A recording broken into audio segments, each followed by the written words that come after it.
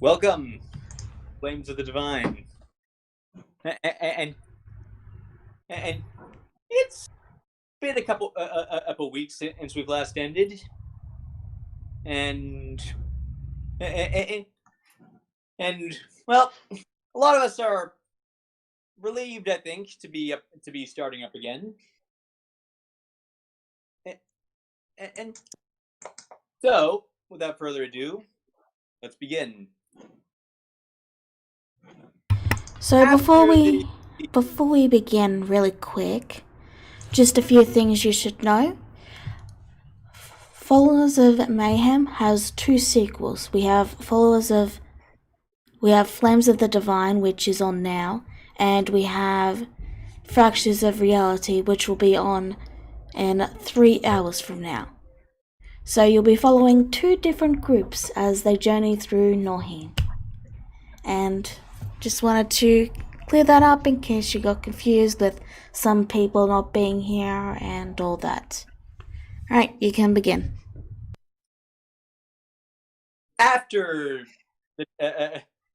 after the mess that happened in the Dragon City, the followers of Mayhem all went their separate ways. So, some returned to their immortal lives, some became gods, and some just disappeared from history. But we're not worried about them right now. Moving 200 years into the future and thousands of miles to the east, we come across a different land, and one with strange beasts and people people not found in other parts of Norheim. We zoom in, and on a small town outside the at Old Lundruck, the largest city in the east. We zoom in on a young red-headed satyr. The town is undergoing a harvest festival at this time, and folks are eating lots of their livestock after the harvest, giving offerings to the god as thanks, and generally just chilling out after a long autumn's work. CeeLo writes, "What are you doing at the moment?" Because it's a festival, and she would likely have set up a very, very small, like, run-of-the-mill kind of shop. She would try to do some fortunes for the past buyers who are trying to enjoy the festival. Maybe some love readings or just regular readings in general. Something that gets her a little bit of coin to start off with. Yes, this is a small this is a small town. It's not as big as organized as something you might find in the East. It's not okay. What is just say? It's not one of those huge carnivals that we have seen in previous games. But that is not to say. But that's not to say that they have nothing. One. Okay, let's say a farmer comes up and just ups in fortune teller up. How much? He's like a dwarf, looks about middle aged. It's just he's a farmer. I gotcha. So looks over to the dwarf, and it's dwarf, you said, right? Just making sure. How much? It'll be about 3 silver, just for a reading. And expensive reading. Okay, to clarify, 3 silver in this world is the equivalent of about $45. Oh, okay. Well, yeah, I went and looked it up, and we and we have been playing under a hyperinflated system. Something. Okay. Again, Mayhem was a small enclosed group of refugees that all came from a much bigger nation. Yeah. Okay, so I'm gonna probably say about 3 copper. Does that sound reasonable? Plus, Three every copper. game does it a little Yeah. differently, you know? Yeah. Okay. He hands you the 3 copper, and by the way, you should note that if this is going to be a tarot reading, I should know that I, in real life, have no idea how tarot cards work. So this is all going to be you. Oh, I agree. And I did a little bit of studying off. I'm gonna do it off of a game I normally play a lot, so it might be not completely accurate, but I do have. So she holds out her hand for him to shuffle a deck.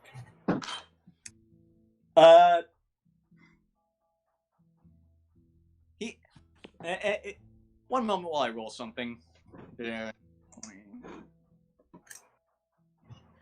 He shuffles it very thoroughly. Okay. Now that your hands have shuffled it, this will be determined of your fate. And then she pulls out 3 cards from the top deck of the deck he shuffled. She did not cut it, she did not touch it, she did not meddle with it. She places them on the side in a row. First, she goes to the first one, to the very left of it. This will demonstrate to me what your passes look like. This is just to make sure I'm looking into the right person in particular, and just making sure this is reading of your fate. Alright.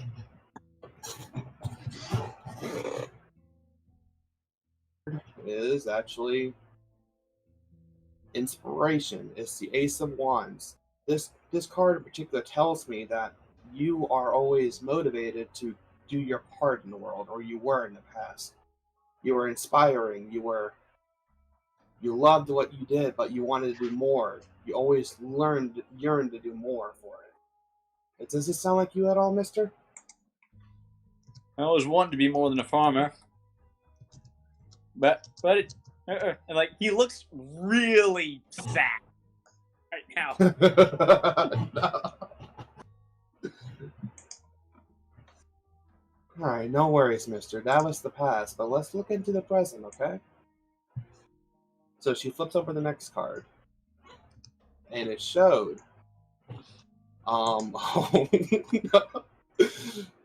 Okay, so the card that I drew off of it, it shows the 3 shields, but in the reverse setting. She frowns at this when she says the name of the card. It shows that you're in financial instability, that you're not doing so well right now. You might be struggling to make ends meet sometimes. Okay, one moment while I'm writing stuff down right now.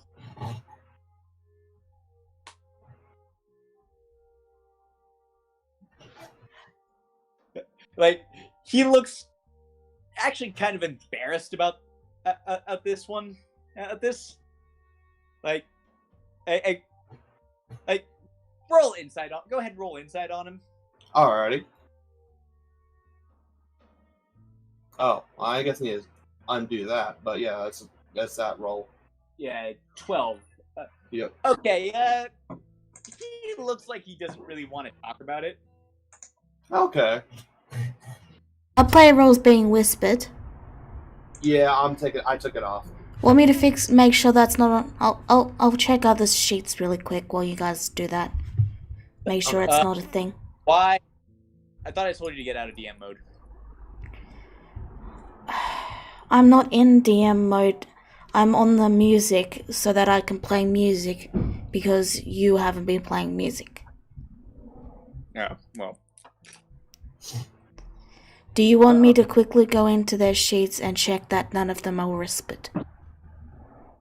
While you roleplay. Could everyone do it themselves? Okay. Fine. Continue. Anyway, like, yeah, he's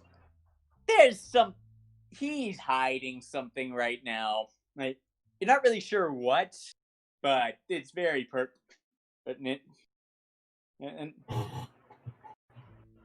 Okay. Silo lowers her gaze for a moment as she flips over the last card. This is a very simple time spread. This just shows me a general idea of your future, mister. And according to the last card, if the first two were accurate, then the last card shows me. I gotta do math here. I hate it. Okay, got it. It shows me eventually, in the future, what holds out for you. This could be near or far, but you will get public recognition for your hard work, confidence, and you'll feel better overall about your life. That your work will pay off.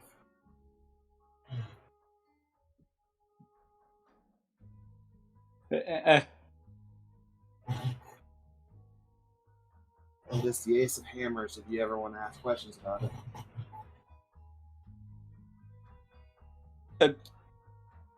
All right, like he looks like that. He doesn't look entirely. He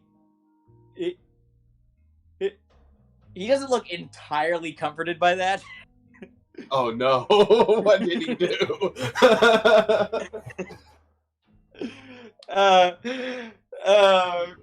Go ahead and roll it again.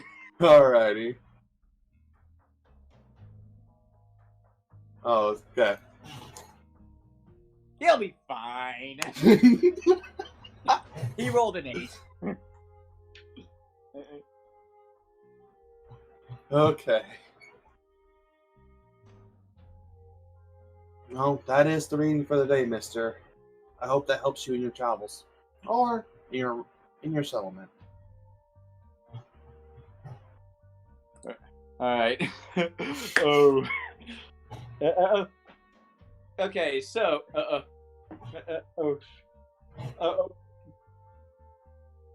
kind of want. And then like after like a couple more minutes on a kid, and then a kid shows up. Like a kid shows up. Like it's like a very young. Like a very young Minotaur calf, let's say. Aww. Hello, okay, how can I help you?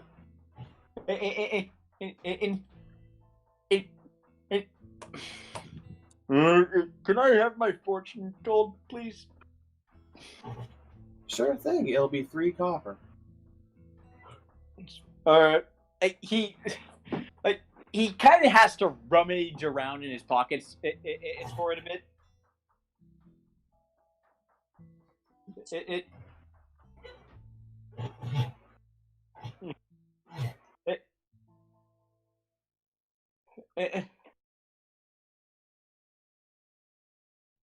But like he just pulls it out, and then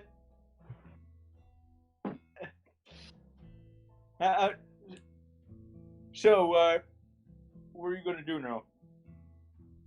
I don't know how I don't know how a Minotaur child would sound. Good try. Silo hands over cautiously at first, hands over her deck for him to shuffle. I just need you to shuffle this, and I can do a reading for you right away, mister. Or young lad. He pulls out. Okay, he pull. It sits there in his, well, still a very young Minotaur, but he's like by the standards of like any other species, he's still quite large. So like the deck sits there in his like big, his huge meaty hands. Oh no! And then like he's doing his best to shuffle them. Like I'm gonna go ahead and roll. I'm gonna go ahead and roll. I'll sleight of hand to see how this goes. Oh please don't ruin my deck! I just got it. Okay, that's a -1, so 16. he decides not to try and be careful, so he just like pulls out this leather sack he's got, just tosses the cards in, and just like shakes it really hard. Oh my god! Silo's like expression looks pained when she sees this. and then he hands it back. Does that work?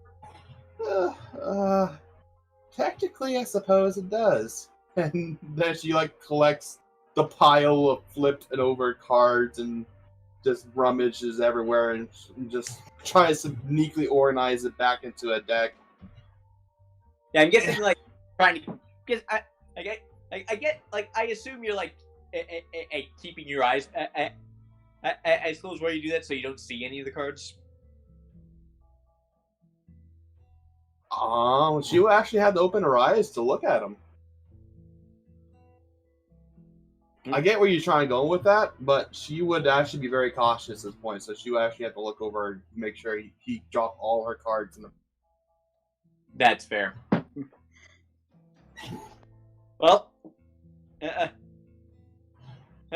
like, out of character, how much would that interfere with the reading if like you saw what they were, if she saw what they were in advance? It would actually botch the entire reading. Oh dear. She's gonna lie her way out of this one.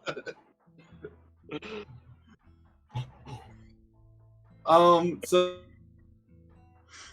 organizes all the cards again. She barely opens her eyes. She's trying to hide that she's keeping them closed even, and making sure she even counts them almost. But she organizes them all back into the deck, and she looks back to the minute. Or no, she gazed like then she pulls out 3 cards. This will be a time spread. So basically, in this aspect, I'm going to look into your past, present, and future. Is that okay? Okay. She's a little bit frazzled from that. Hold on, you're breaking up a bit. Oh, I'm sorry. One moment.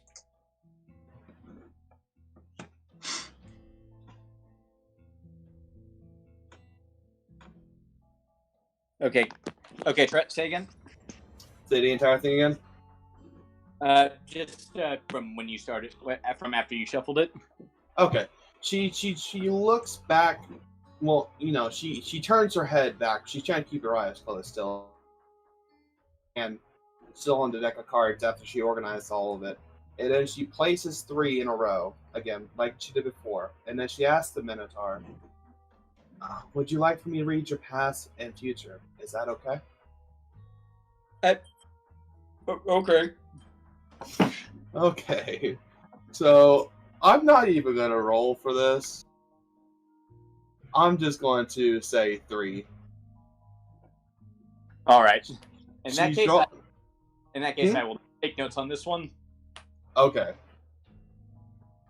She draws the Ace of Wands on the first card. It's almost like she predicted this. And then she says, "This shows me your past.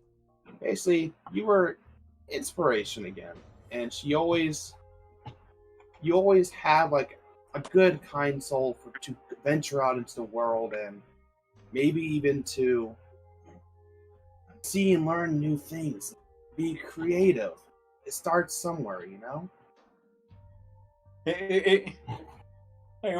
And like he's just stands there like rapt attention, like he's just like nodding.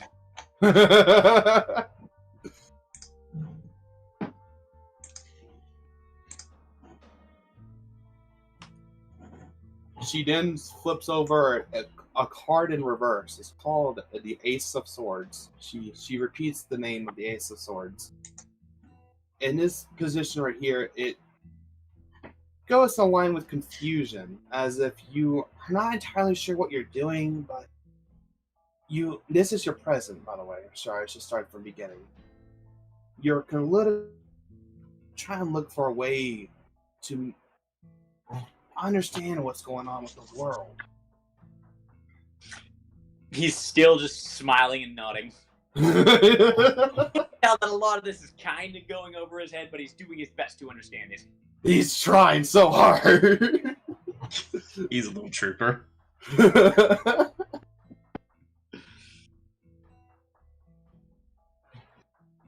And the last card she flips over is in the normal position. It's called the Three of Spears. Three of Spears. It's illusion, fantasy. It's your creative mind would lead you into great and explorations.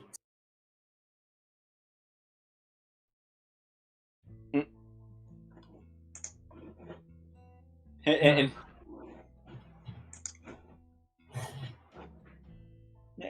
like he goes wide eyed, like, oh.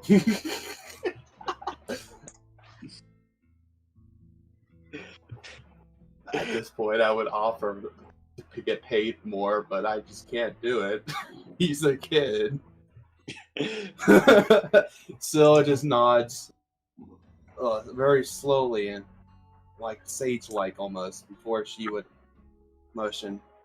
Go out there and find your dream. Hey, all right, and he just runs off. I'm gonna see how damaged my cards are now. Yeah. Now, a little while passes, and one more guy I approach this, I think, before we'll focus on someone else. It says, he's a high elf. It's a high elf man. Like blonde, green eyes, got a beard, looks middle age, although it's pretty hard to tell with elves. Right. And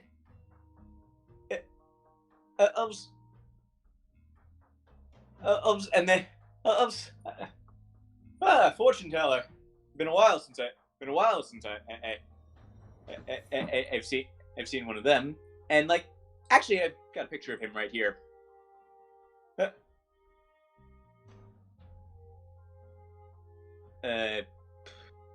Moment. Here he is.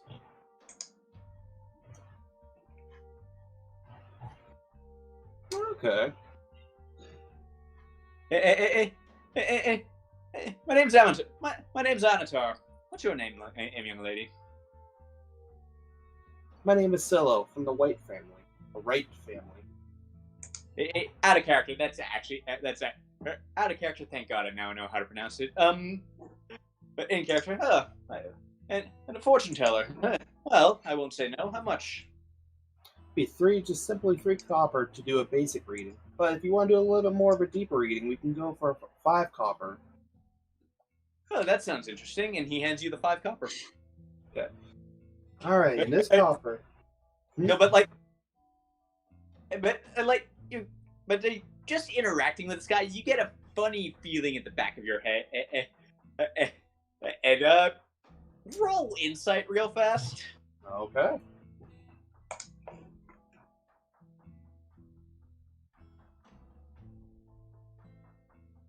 It's nothing. That's nothing. Yeah, but anyway, so go ahead. Alrighty. So with this kind of reading, I would ask you to ask a question to me about what you want me to look into. This could be a recent dream, this could be a person, or this could even just be an item that you like to know more about. Do a basic reading on that, and that's what this is more of a unique kind of reading for. So, what would you like me to look into? How specific do I have to get? The more narrow you become, the more accurate, basically, is what she will say. So it depends on the person. It can be very generic if you want it to be. Not with how my current endeavors will go. Okay, that sounds good. Silo then motions him to her deck and asks for him to do a quick shuffle, a cut, anything he likes to do. Just a way to manipulate the cards. All right. So you want him to come with what you're saying? I want him to like cut it. If you can just shuffle or cut the deck at all, that will give me an idea of what the question in relationship to the fortune would be. Okay, let me go ahead and switch him to Whisper because apparently all my NPCs are set to don't whisper. It's annoying. Okay, I'm gonna roll sleight of hand for him, because I guess that's what the roll would be. So he's proficient sleight of hand, so just exp. 18. Okay. She then takes the cards back where she motioned him to set it back into, so she can rest her hand on it. And then she opens, or not opens, but she flips over the first card.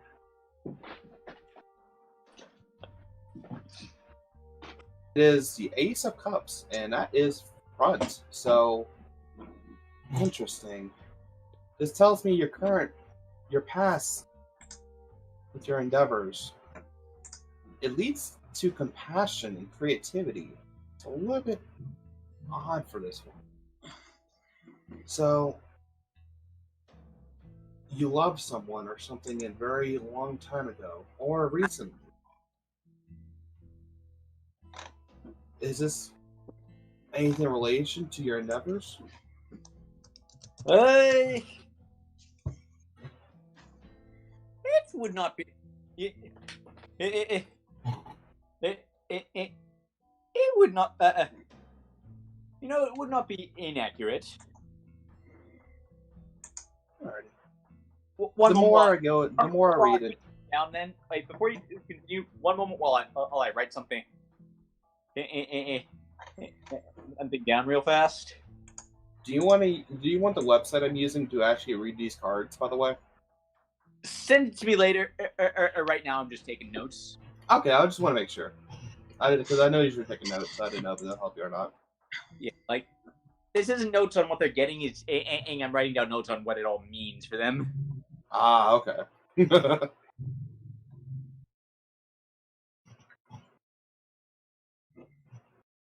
Okay. Next, I'm looking into the obstacle. What would stop you from pursuing, or what's your current opposer, so to say? And then she flips over the next card. And the next card is going to be 2 wands flipped over. So this shows me the 2 wands. This shows fear of the unknown. You're unsure of what is going to happen whenever you pursue your dreams or whatever you're going for. Whatever that might be, your goal. Just general terms of fear.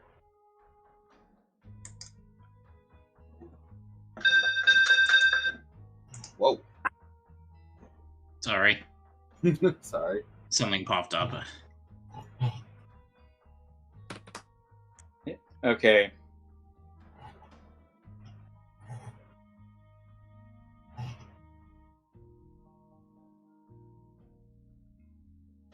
Hey. Interesting. I mean, yeah, I can see that. Continue. This is honestly quite fascinating. I try. I've been doing this for a little bit in RPs and games. Oh, Oh, roll Sealy. that again on this guy. Well, insight? Okay. Yeah. I still need to get better insight. You're not a great judge of character. I'm not. Yeah. Uh, There seems nothing unusual about this guy at all. Just some elf. He just gave you money, so you're not gonna think too hard about it. I always found that funny about this character. But okay. I see the back time now. Do one more roll. 2. Okay. Next is the card that's going to show me the reason you're asking me question. This shows your curiosity of what I do, or this could just be another reason why you posed this particular question. And then she flipped over the card. And the card, she says once more, is the Two of Shields. It's divine. It means adaptability and time management. You're either struggling with this or you already have a good amount of it and you're trying to figure out where to go from here. You're always thinking on your feet. You're always questioning and learning more about it. But you are willing to change depending on the dime or on the coin in particular.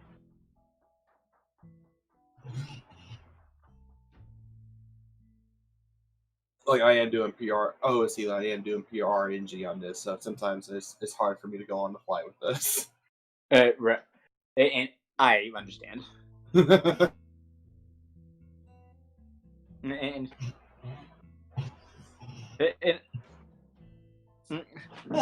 I mean, that's a fairly flattering way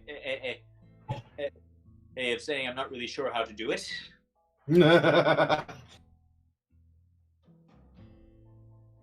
So shows a small frown at that. She's, I guess, if she's trying to focus on the reading a little bit hard now.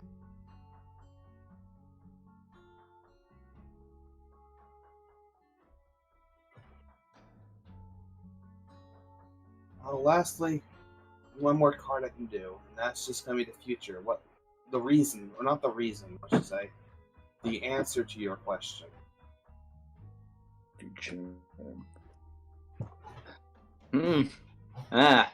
juicy part. All right. And she chimes with a little bit of ring to her tone before she flips over the last card. And the last card shows... Oh boy. So, again, I am doing PRNG, Celia, but she shows it, and it's the Five of Spears.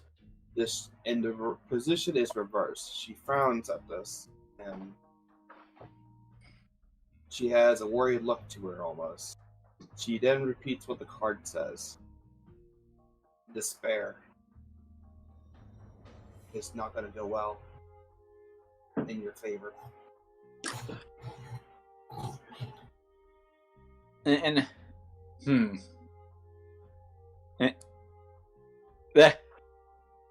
That's well, maybe fortune doesn't favor the current path you're leading, mister.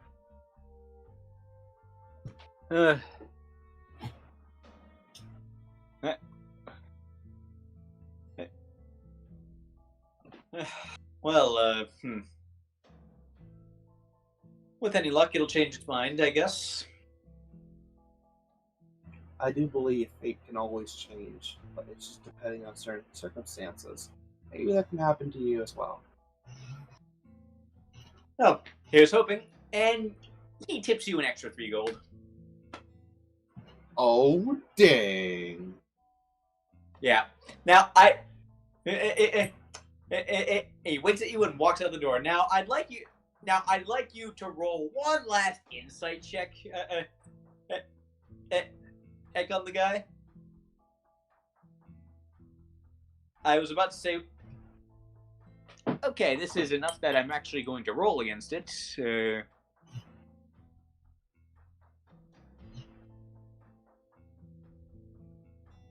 What a nice, friendly man!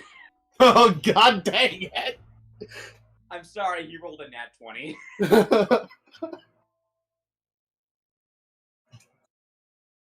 Yeah, I have to say, and as you watch him go, we're going to shift to another character. I have to say, I was not expecting him to be the first character I showed you, but improv leads to this sort of thing. Alrighty.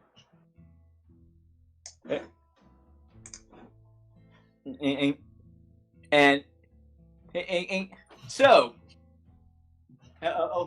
now we shift over to another part of this small town where a young genasi is presumably dancing. I assume that's what you're doing, Evan. Yes, on a stage. Listen, where clearly foreign music is played. A young air genasi bard is dancing to the crowd. Well, it's not a very elaborate stage. It's like just a few boards kind of thrown together, and it's not a very big crowd.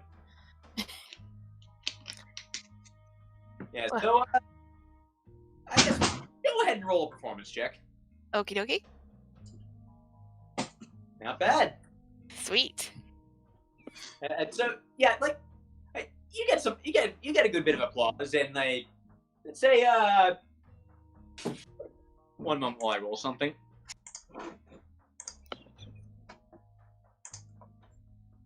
10 silver tossed at you.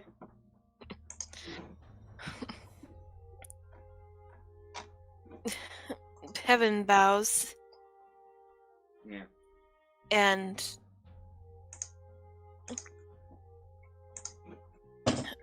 continues continues to dance. And well, actually, your turn.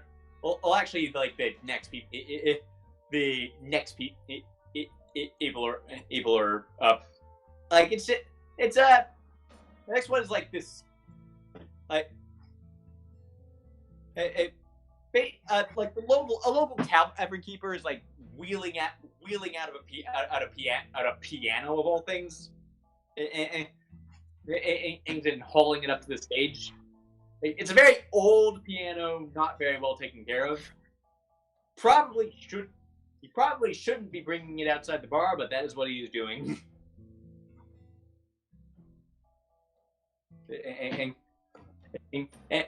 and he starts playing, and you get the sense that he's trying to show you up or impress you, one of the two. Heaven is feeling competitive, especially since. Let's see what he rolls. Alright. He doesn't get nearly as much applause.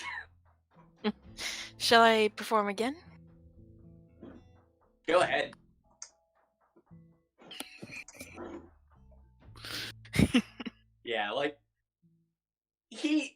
Yeah, you. Hey, take another two gold. Like you get another 2 silver. Like you're just styling all over this guy. Like you've been sniping at the two of you have been kind of sniping at each other all day.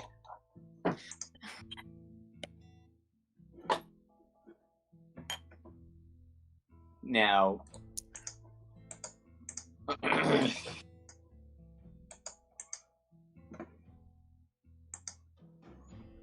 okay. Now, one moment while I write some stuff down.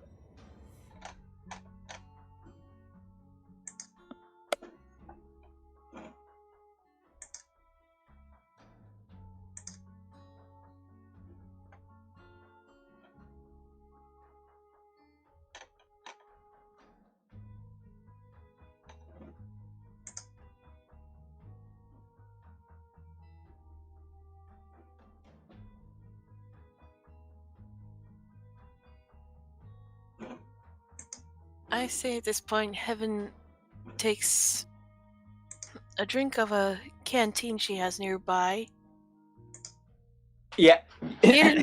Yeah, like it's full of wine because it's the Harvest Festival, and this wine is very strong. And here I was going for water.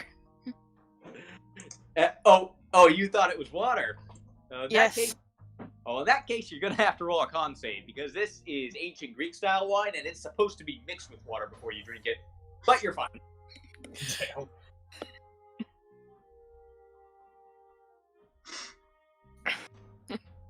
Yeah,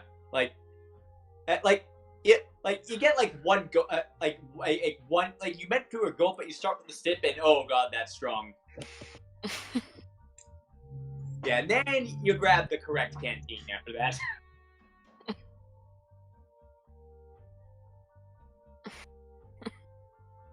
As soon as Seven finishes her drink, she looks to her opponent with a look that says, "Care to try again?"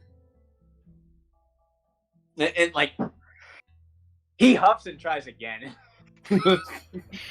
This guy ain't a quitter. Oh, like, he does his best, but he just can't seem to match you.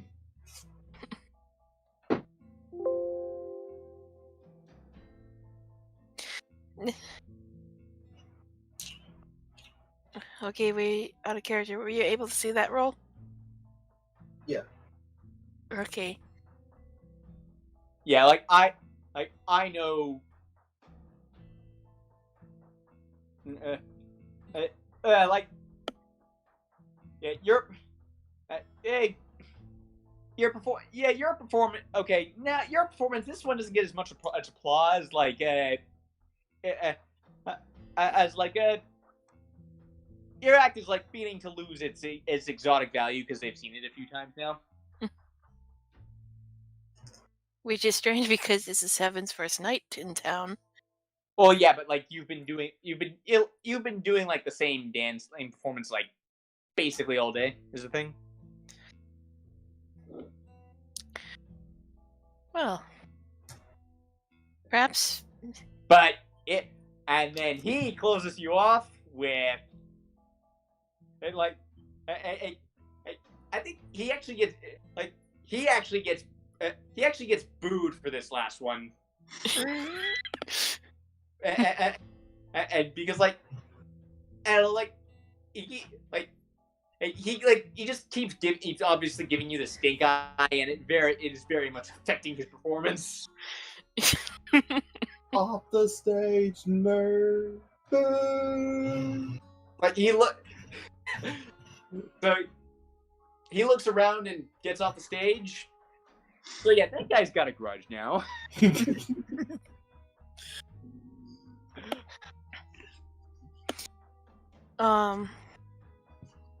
So Heaven's gonna take a bit of a break, but she decides to end the performance with dancing lights and have them, fly around, mesmerizing the crowd. Like the crowd all goes, ooh. And then like one of them, and then like one guy says, "Hey, that's just a cantrip," and then another guy like punches him. Like they look like they've had more of a like somewhat more upper class than a lot of the people here. Like, just like I don't know, a couple of rich kids from the city come out of the sticks. Heaven just ignores them and just bows to the impressed crowd, taking the high road and deciding to take a break to enjoy the festival.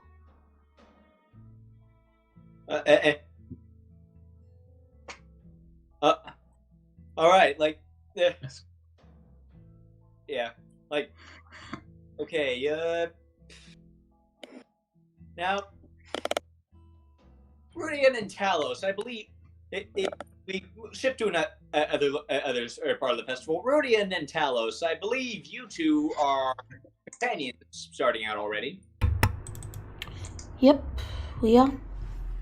Yep. Well, then we zoom in on you two. What are you two doing? Well, if you can't think of anything, there are eating and cooking contests as well. That's what I could think of off the top of my head. well, after procuring a room for them for the night, Rudy will. As you head out, the innkeeper comes back in looking really pissed.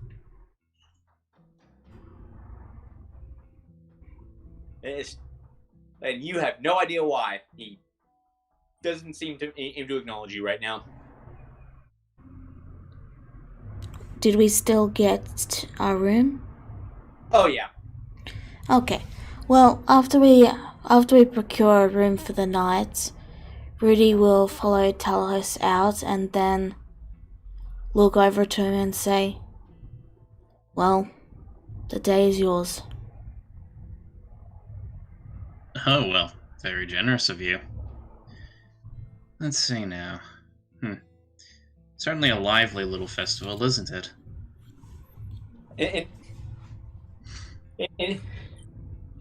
Yeah, like you know that, yeah, like Talos, you know this festival's got something to do with gods. You kind of started just tuning out the explanation after that. Sorry if Yeah, you like- guys can hear music in the background on stream, by the way.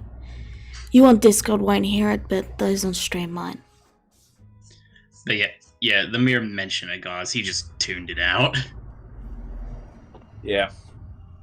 Well, But yeah, Talos, he kind of goes for a typical thing. And is it like a strongman test around here, or? There's like nothing too carnival-y, but like there's like a log tossing game. Like you actually just- one moment. Well, I pull something up. You actually see a large, very well dressed Goliath man and taking a go right now. All right. Well, seeing Yeah, that. Hold Sorry, on. go ahead. Yeah, like, and let me see. So so he just actually, did I say log tossing? Wait, wrong thing. I meant like there's some like there's like javelin throwing and discus stuff. Gotta remember where I am. But like anyway, you see this Goliath like hurling a discus, and let's see how he does. He gets it pretty damn far.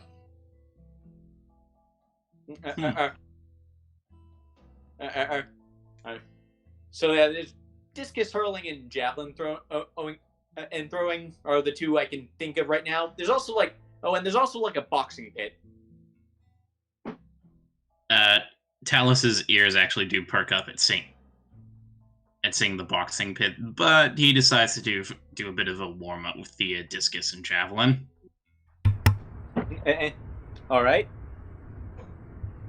Yeah, but anyway, by the way, the Goliath you saw, he looks like this.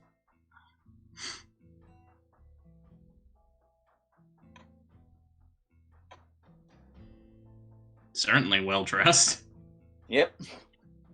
But yeah, so yeah, pretty much this little over 7 foot tall Leonin just comes up to the discus and decides to have a go. He gets a feeling for a discus, chooses a particularly weighty one, and he rallies up and he tries to give it a toss. Okay, roll athletics. Ideally, I'm good with this, so... Yeah. You clear the entire field. There's like some pretty impressed gasps from the crowd. Talos is just looking at it going, he says, maybe I should have picked a heavier one. I think it's more you're just freakishly strong. Maybe. He actually gives kind of a proud smile at that.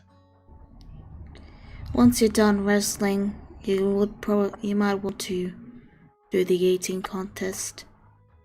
It's gonna be cheaper than the inn. True. Actually, all store prices are discounted today because of the festival.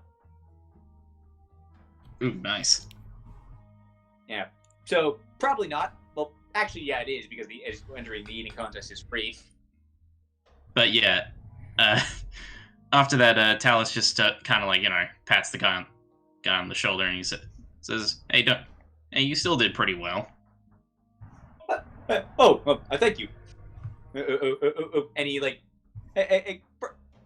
firmly shakes your hand, this guy is just like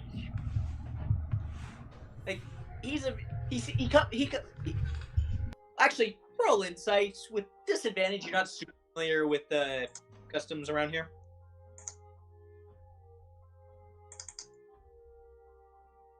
This guy seems like a bit of a stiff to you.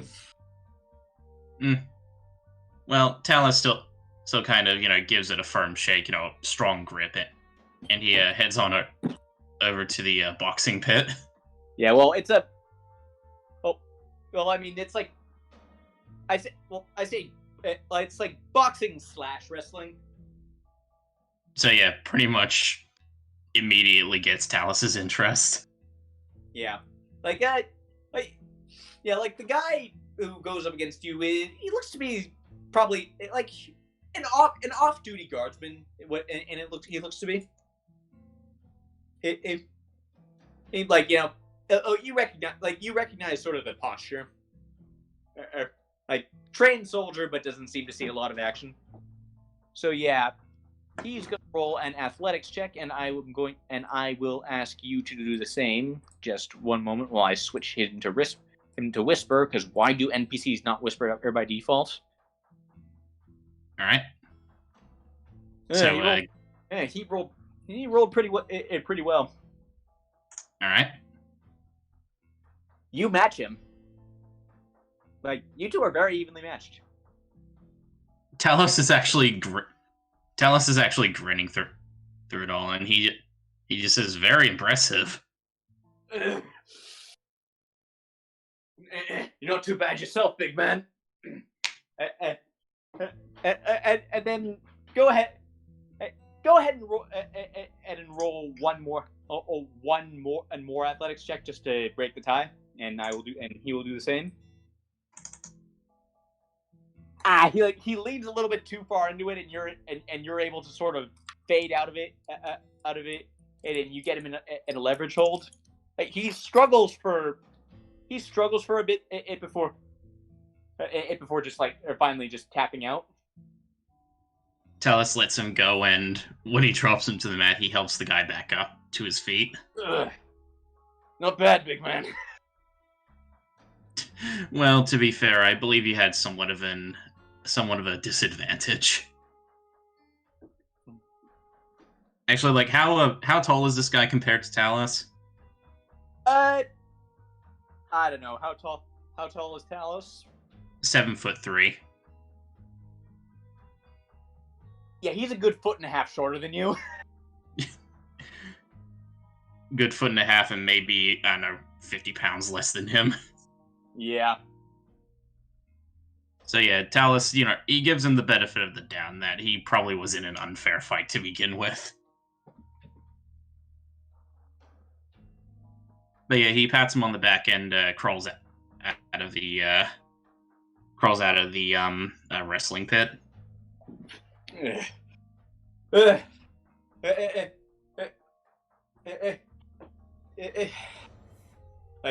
the soldier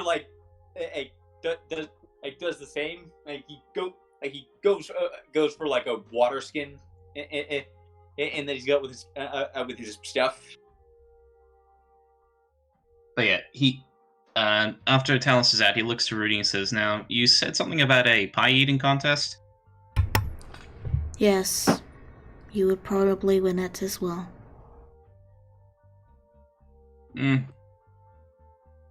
Why don't you get... You sure you don't want in on any of these activities? You're just happy to watch? I'll pass. And she just pulls out a book and begins leafing through it again as she finds somewhere to just lean against the wall and wait for him to have his fun. And Talus shrugs and he says, "Fair enough. Just keep an eye out. You never know when a job may come around." I am always observant.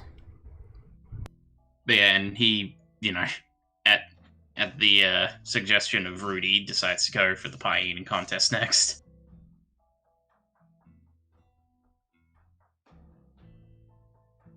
Yes. Okay. So, so you sit down with about 4 other people, and a whole bunch, and a whole bunch of pie that seems to be pomegranate flavored, and a whole and several mugs of water are just like plate are just like placed on the table in front of you. Oh, oh, oh, and then like having to come up with NPCs on the fly here. Yeah.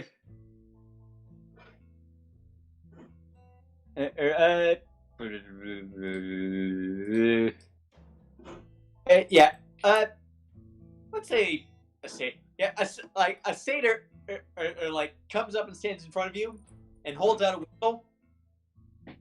Holds out a what? Sorry. A whistle. Ah. All right. No throwing stuff up behind your table. No pausing. No spilling stuff on the ground. 3, 2, 1. And you dig in. And okay, roll a Constitution check. I said check, but it doesn't make a difference for you since it's the same aim. So I'll let it go for now. Sorry about that. Yeah, like I'm used to it being a save. Yeah, but anyway, yeah. Hey, so yeah, you plow through it no problem, and like the pie is pomegranate flavored, which like a lot of the stuff here appears to be like pomegranate is a very prominent crop in this area. Basically, the main export, I imagine. Well, I mean, it's a small town; doesn't really do a whole lot of export, but it's definitely like the main staple. Fair enough. Could do a lot worse. It is to this area what apples are to the west. I mean, could do a lot worse than pomegranate. Yeah. I've never actually had pomegranate, and I just know it's they were very big in ancient Greece. Thanks. I mean, they look tasty. But yeah, anyway. Hey, so yeah, you're plowing through. You're plowing through it, no problem. Let's see how the others do. Okay. First, the big guy. Okay, so there's a really fat guy who's sitting right next to you, who not going quite as fast as you, but he's making some headway. Next, really skinny girl, she looks human, but something's a little bit off about her. Is going on.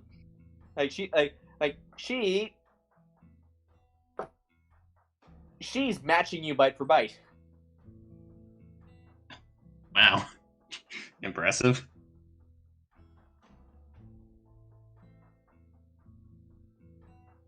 Yeah, like, she appears to be human, but although, like, she looks in all aspects to be human. But anyway, next is a very muscular red-headed man who gags on eggs like a few bites in, and has to and spits it out and gets disqualified.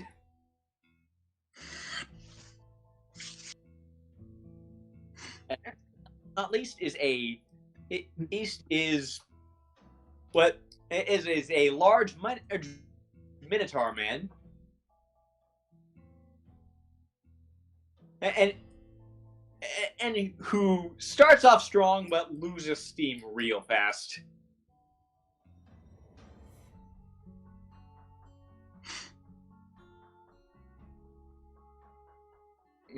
So yeah, like you are. So yeah, like you and this human and this you and this young human girl are going neck for who are neck for neck right now.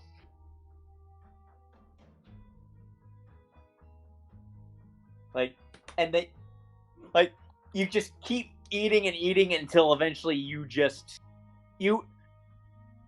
You both fit clean off the tables in front of you, and then you, and at about the same time, and then you just collapse. And the judge looks between you two, and shrugs and said, seems to be a tie. Ah, damn it.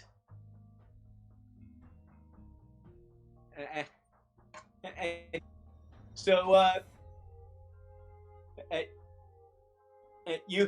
you each, goddamn it, we only had one prize.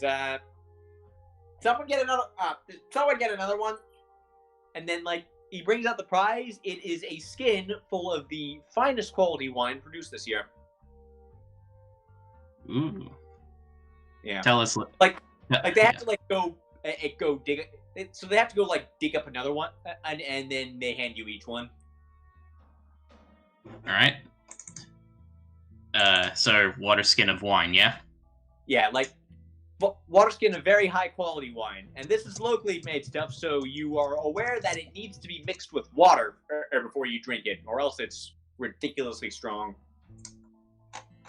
All right, makes sense. So yeah, Talos takes that he gives a small congratulations to the girl and heads back off towards Rudy.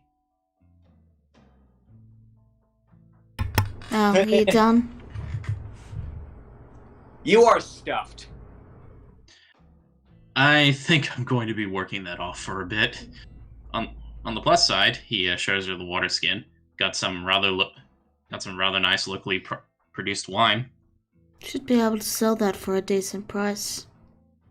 That or enjoy it, but you do have a point. We need the money. She finishes the page she's reading and then closes her book and puts it away.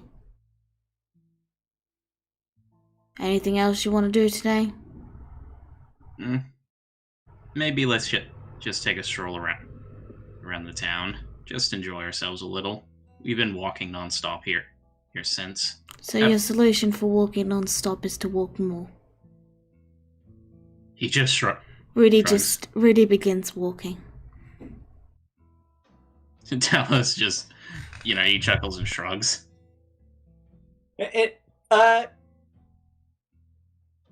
We'll come back to you two.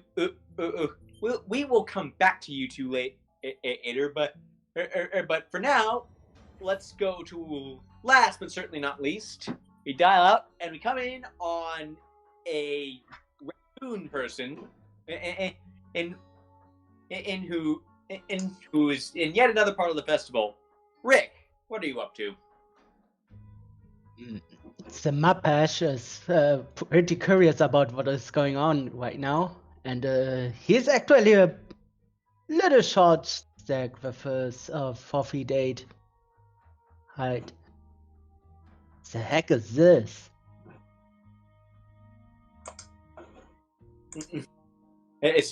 Does he ask that out loud? Yeah.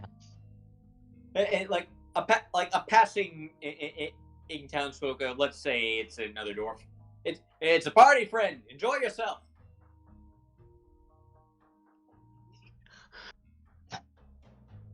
Rick was rather curious about the party that is going on and why they are actually partying. He has been not in contact with civilization since 7 years now. So, yeah. Well, he doesn't know what's going on. So he tries to figure it out? Yeah. Well, okay, why don't you go ahead and roll an investigation check? Oh, dear God. Investigation.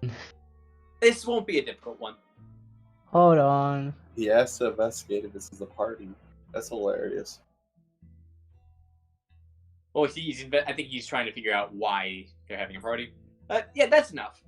You get the sense that it's because they had a good harvest this year, so they're throwing this party to thank the gods for it.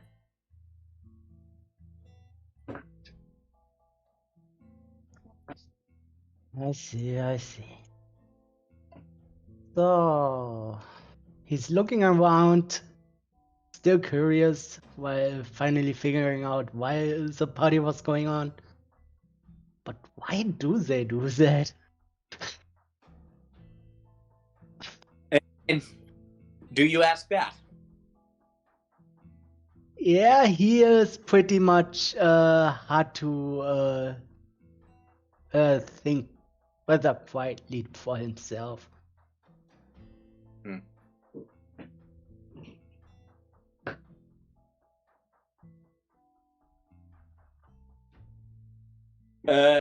Well, while thinking, what else are you gonna do? Much looking curiously around, following the sense with his nose. Maybe he is stumbling upon something interesting for him.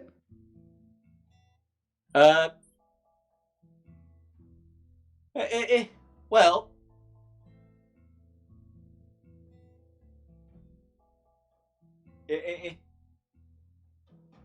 might as well do it with the whole party. You do stumble across as a what looks like a young red-headed satyr, who's offering to tell people's fortunes.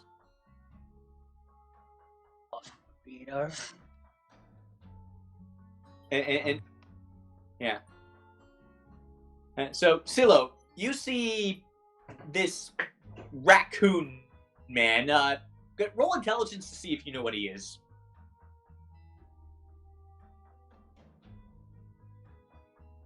You see Mapak approaching you. Alrighty. Can I do a perception check on him to see what he has, like stuff particular? Go ahead. Alrighty. Oh, Jesus. Can I do No. this one? So Rick, I want you. I want you. She sees that Silo. You see every weapon he's got holstered, every piece of equipment he's got strapped to him, and you have a pretty good idea of what shampoo he used.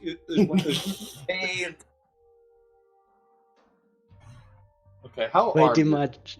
How armed enough. are you, Rick? Just tell me Huh? that right now. How armed are you? Well, just a longbow that is visible on his back, and since you had a very good perception check, you can see two hidden flintlocks within his patched vest. Okay. Silo's brows gives one of her brows raises as she shows interest in this. I don't know how to call it, what to call you exactly, but I'll just call you Raccoon Man for right now.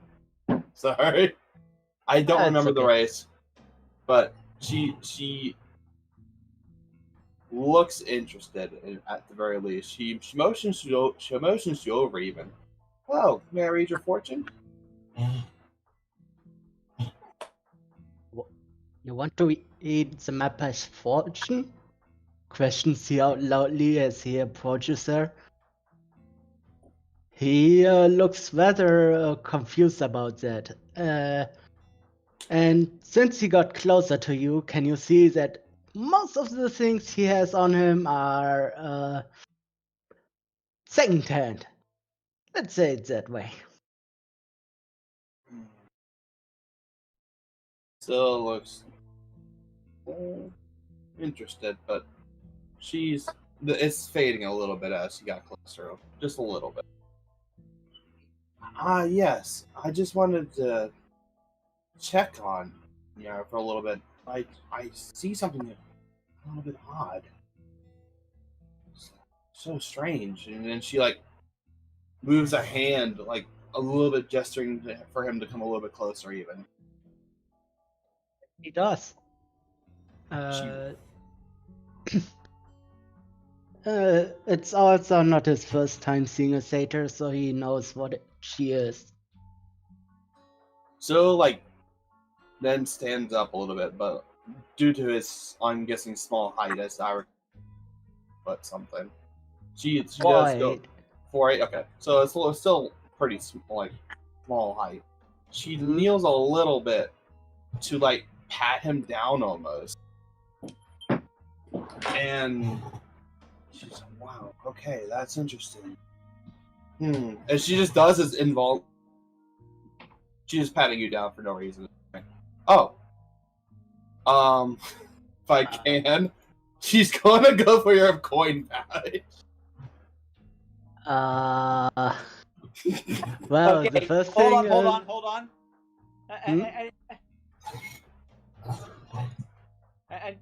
And so,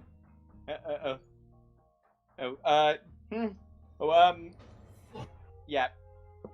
Roll sleight of hand against Rick's perception. Okay.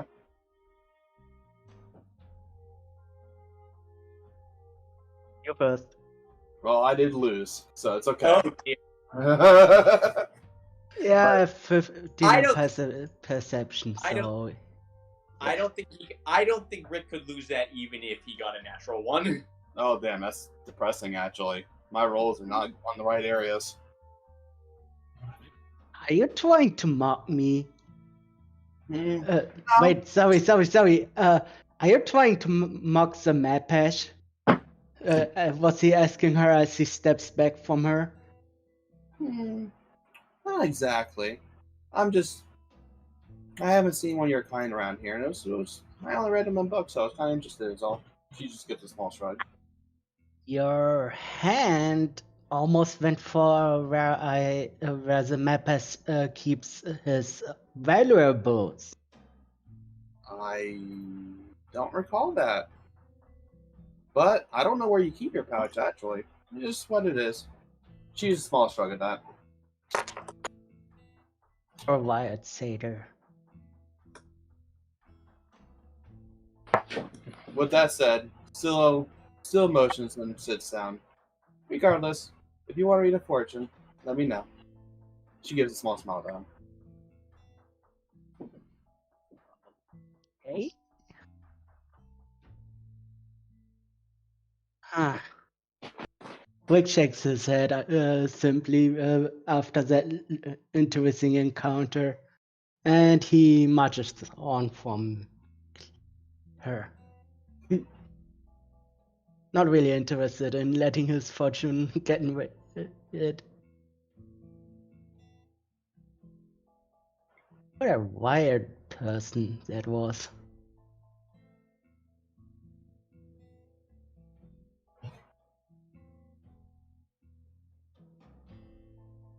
Oh yeah.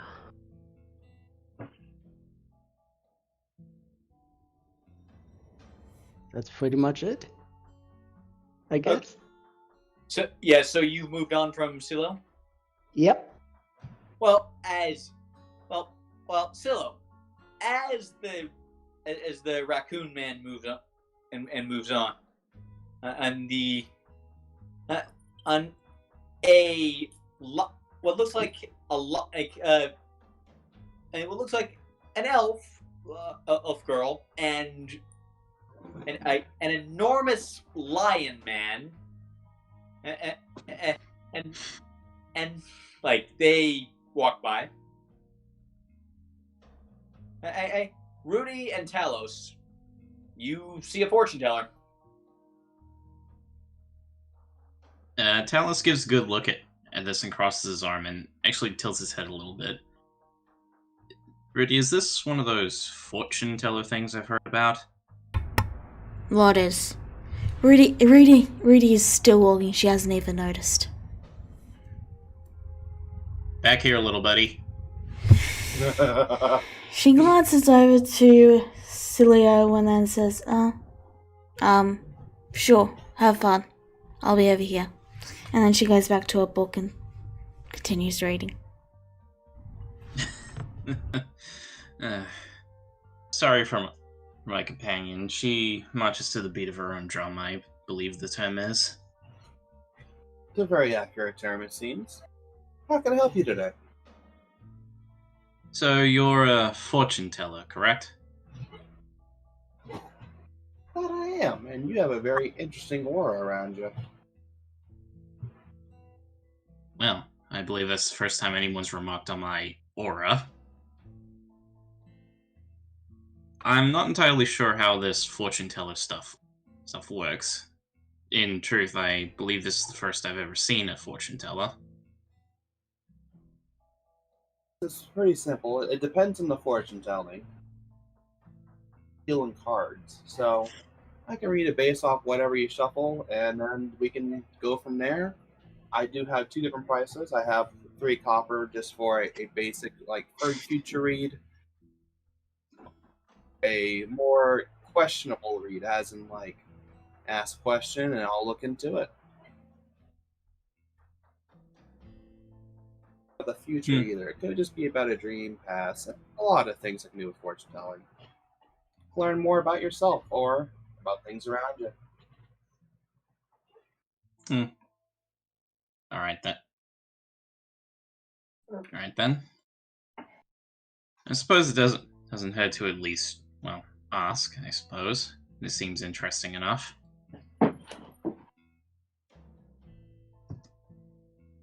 Alrighty. And then she motions to the deck of cards and motions for your question.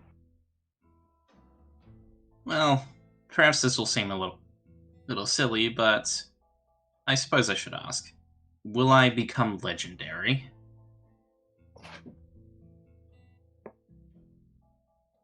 Scylla gives like a coy smile almost. But she nods, and then she motions for you to shuffle the deck that's in front. Her eyes go to a close, and she preps for the fortune. Alright, Tellus does just that. Right. And when he's done, he passes it back to you. Alrighty. The lion with a heart of gold, one that wants to be legendary. Let's see what your future holds. And then she flips over the first card. First card in question will be the Ace of Shields. She spoke out loud. It's opportunity, rising for the occasion, and able to take it by the face. Interesting. This represents you, whether you're the opportunity or whether you're going to take the opportunity. That means that you will have your chance when time comes. She spoke with a confidence there around her. And then she moves on to the next card.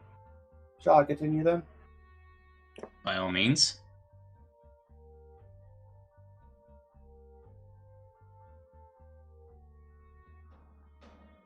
She flips over the next card, and she speaks out again. The Two of Swords. God, this is a little bit. It's in this position. It just means you're emotional. You can't handle too much excitement at once. I'm too sure. It goes for. She mumbles as she tries to figure out how this would correlate with what your opposition is. But this is what you have going against you. It's lack of information. Just too much at once at the same time. Talus just gives you a shrug.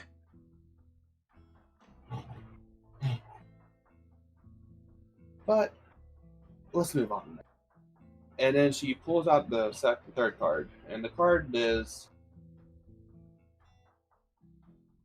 okay. This represents your past. This question is the Ace of Hammers again. She spoke with a raising brow. Victory and public recognition. You want to be victorious. You want to be the best. You're a very competitive air about you, let's just say. Well, that's not entirely untrue. Well, Legends have stories written about him now. They have to be. And lastly, we'll get to the future. She pulls out the last card. And the last card she sees is...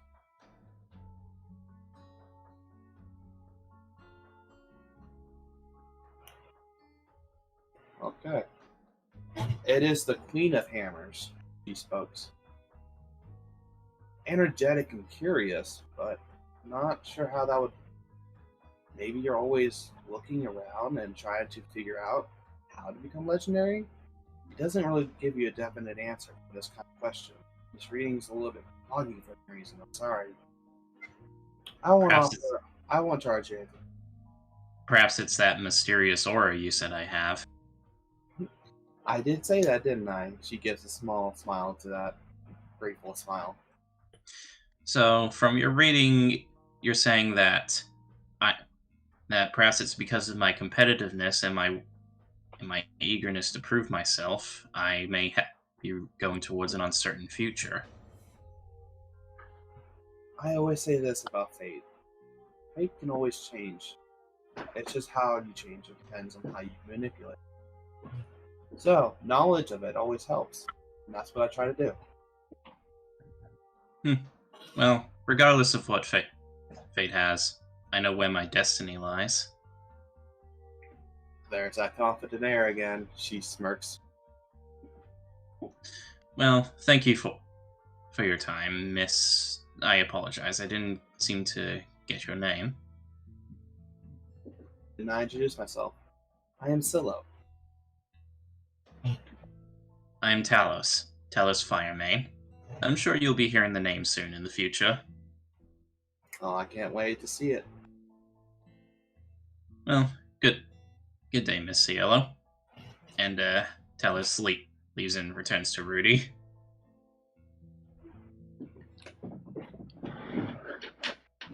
Huh? Welcome back.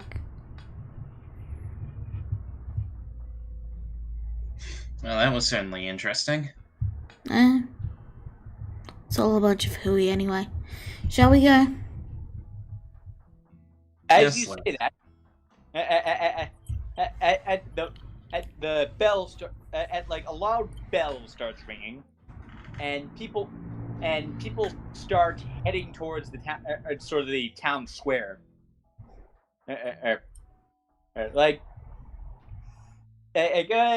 Most of you don't really know. You know what this is for. Silo, you know it means that the noble in charge is about to make the big basically it's the toast of the night. Like they're gonna make the big offering to the gods and all that. Okay. So starts packing up her stuff and heads over there. Yeah, and I assume all the rest of you do as well, because literally everyone's headed there. Sure. Pretty much. Yeah, Talos probably imagines it's going to be something interesting since there's a festival going on. Talos has to more than once pull Rudy out of the way as she nearly walks into someone. Yeah. Heaven, I assume you're going there as well? Most likely, Heaven will be passing through. Yeah. So as you get there, there's a huge bonfire in the middle of town square. And on this big makeshift altar, there appears to be a rotting pig carcass, of all things. And now standing in front of all that is this woman.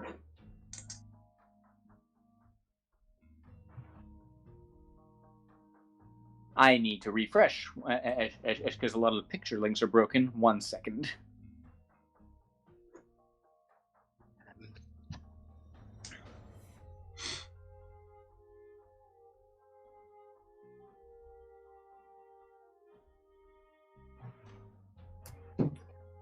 You pull Rudy out of the way again once more, Talos.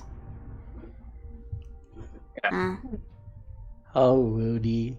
Always lost in your books. Sorry? Who are you? Sorry, it's... No, it was out of character. But yeah, Talos just says, "Is that book that much of an engaging read?"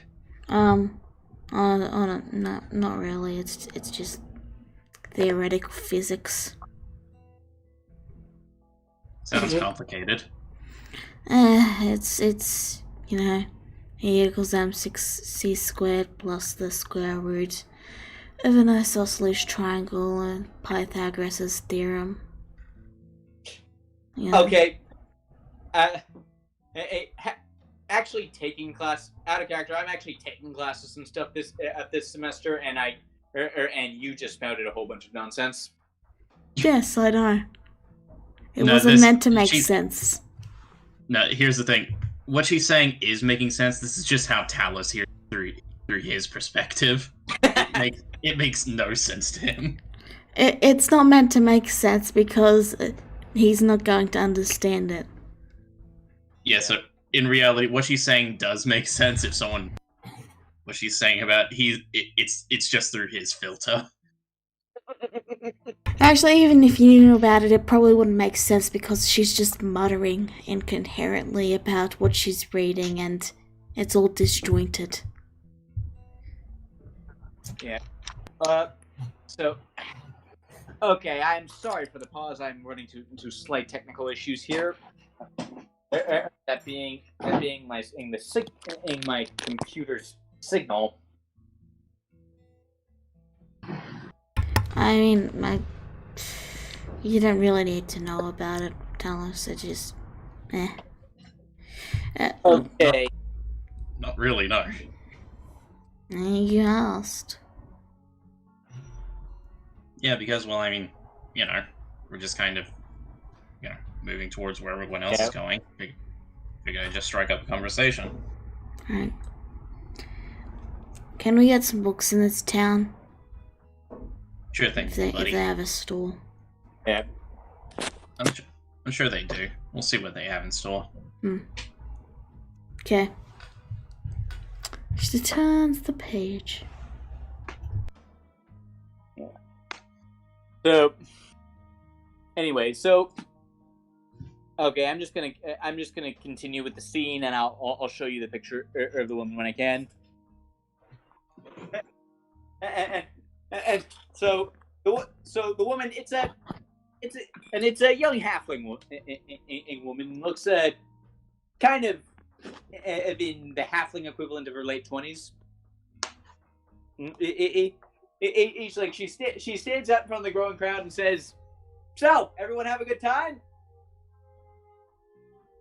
And the crowd goes, "Yeah!" And Zillow, you actually know this woman. This is Lady Hilna, well-respected aristocrat from the city. Like, she's kind of in charge of this area. Of the city. Okay, do you see that picture? Yeah. Yep. Okay, good. A lot of picture links are broken on my screen right now. So I'm flying a little bit blind.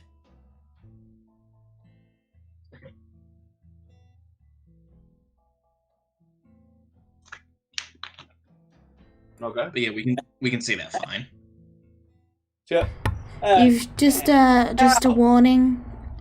You've got about an hour left before we have to end, because I'll need at least 30 to prep. I got you. We're all good. So, fun as a party is the main point of a festival is, all of course, is to honor the twins for giving us this year's wonderful bounty. So, and she grabs the pig carcass and just throws it into the fire. "Enjoy, girls!" She just yells in the sky.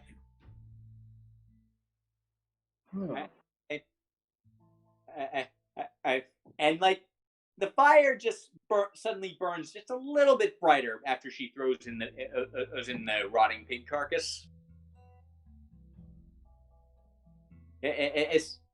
And now a moment of silence. All right. All right. Now we start drinking, and mugs of ale passed out. Talos, I'm guessing you've been tuning all this out. More or less. Yeah. I mean, he hears it, but it's just more of, roll of the eyes, and just he goes along with it. Yeah. So, like, basically, mugs of more of the locally produced wine, properly mixed with water this time.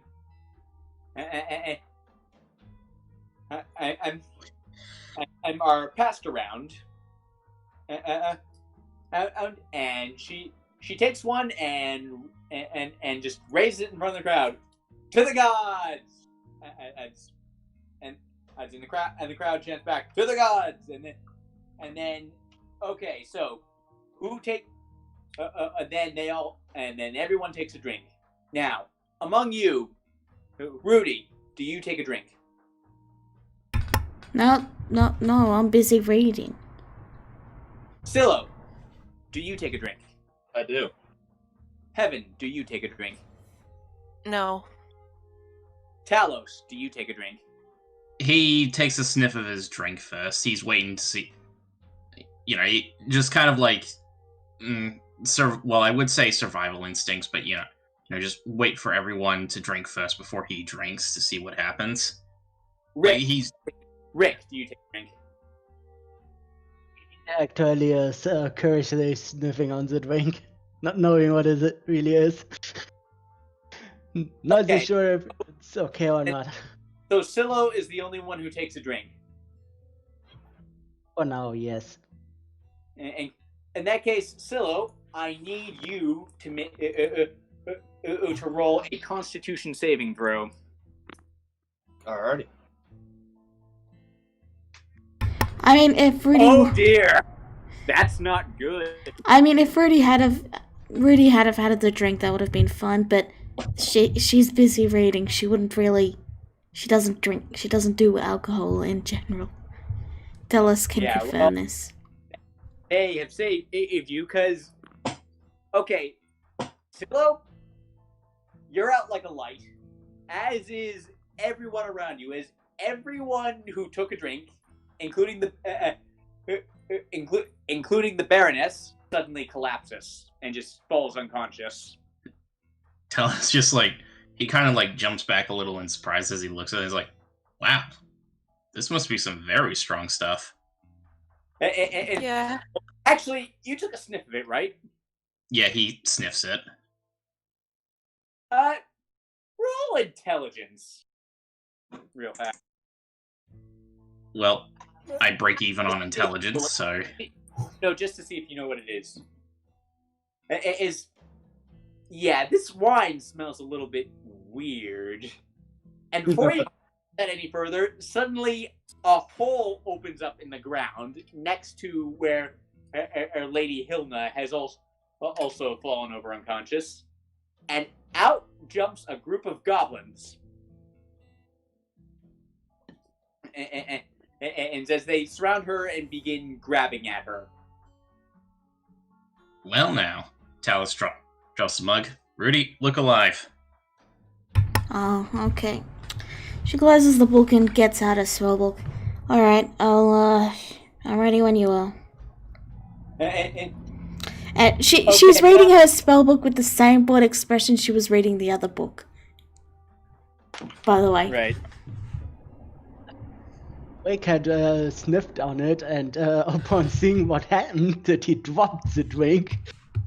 And when the goblins jumped out... Indeed. I need everybody to roll initiative. Real fast. Just to see if you can react faster than the goblins, because you may or may not. Yes. As a reminder for you, Wedward, you can't use the turn order thing unless the people can click on their tokens. I know, like I'm just I'm just reminding you. That's all. like. Okay. So, right. So, Rick and Heaven, Evan, like you see the goblins surrounding Lady Hilna and like starting to just group up to pick her up. You have one action to react, and like they're starting to drag her back towards the hole. You have one action to react act before they get away. I meant to click info, but I'm gonna Rick. might as well. Well, Rick first. Rick first. Yeah, I know. It was an accident. Yeah. Well, he drops the drink, of course, and the first thing that he does is draw his bow and take a pot shot. Okay. That unfortunately that misses them, but like they turn around and see you, and like the goblin you shot at like turns around and see you, and shit, and shit, some of them are still awake. Go, and and they start just scrambling for the hole all the faster. So Heaven, It's in the hole. As a spell. Yeah. Since I can't use Thunderwave without hurting Lady Hilna, I decide to cripple at least one of them with Dissonant Whispers. Dissonant Whispers? Okay. Okay, this has a chance. Well, go ahead, roll, and we'll see what happens. Alright, what do I roll? Should be there should be a thing in like your. Oh yeah, I was looking at the wrong thing.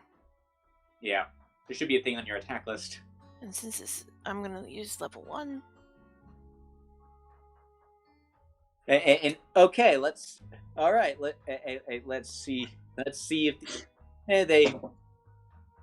their wisdom is a flat 0, so let's see how this goes. I'm sorry, that's a natural 20. How is that? I don't. God. How did that happen? These goblins. And what happened?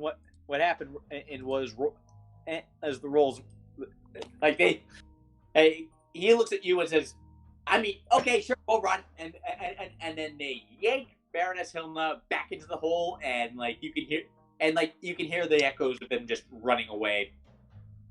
Now, Silo, I'm sorry to say, you're still out like a light.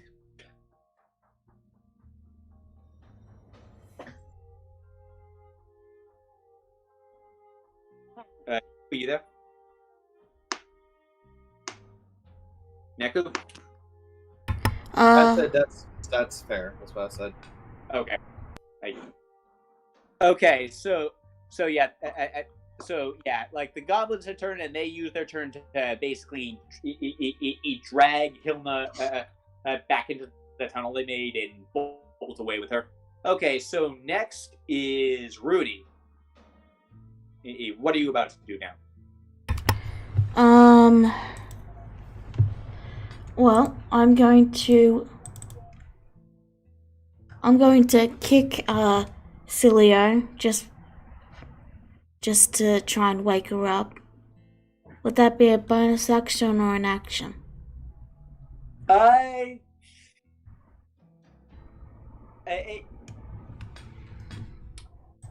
description of the thing is it'd be an action to shake her awake. All right, I'm not shaking her awake though. I'm just giving her a kick. Well, yeah, but same thing. Like it's an action to wake her up. That'll be my turn. Okay. Okay, the goblins are gone, so I'm gonna say the turn. The turn order is now irrelevant. And okay, what's everyone doing? After that, Talus immediately starts investigating the hole that the goblins just went down. Heaven's doing the same. It looks like the finest goblin architecture, which it is to say, it looks like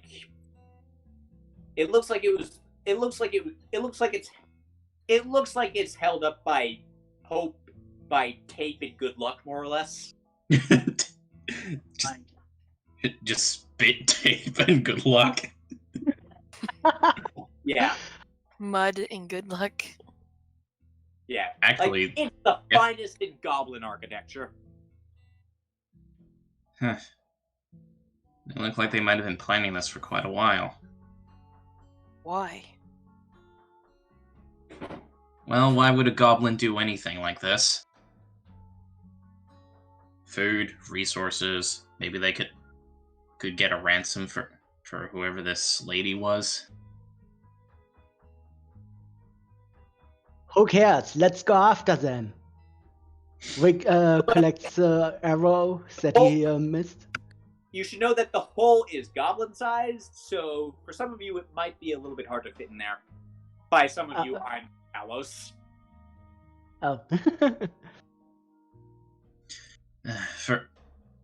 First, maybe we should try and wake everyone up so we can figure out where exactly these goblins came from. At least wake one of them up. If we try and wake everyone up, who knows what'll happen to her ladyship. By the way, by the way, Rick, you took a sniff. Actually, no, you don't know what wine. You don't really know what wine smells like. So you probably wouldn't know what was weird about it. Nah, I didn't have rolled an intelligence check. Yeah. Okay, so you wake someone up. Rudy did kick Celio awake, yeah? Yeah. Celio stretches for a minute and she just has this confused look around her. What happened? You see everyone else except these four collapse around you. Like they're all just like unconscious on the ground. And there's a big hole in the ground next to the altar, and Lady Hilna is nowhere to be seen.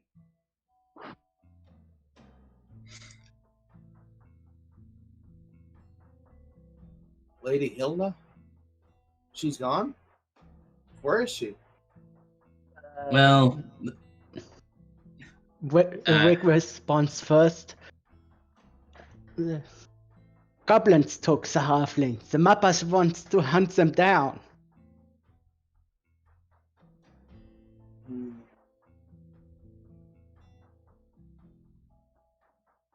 Goblins? Oh. Head. Think. Don't know why they would do that, but I know she's a... Well, other than just regular kidnapping, she does have a high authority over this land. That's interesting. I know. No, I'm talking about Heaven's thing. Sorry, do you have anything to say? More to say, Philip? No, that's about it. And No. that was accurate. I think that was accurate. no, I will say Talus does speak up, and he says, Cielo, was it? My apologies, my memory is bad. Oh, yes, it is. No one can agree on how to pronounce your name. But Talus says, do you know where they perchance were keeping the wine for this little celebration?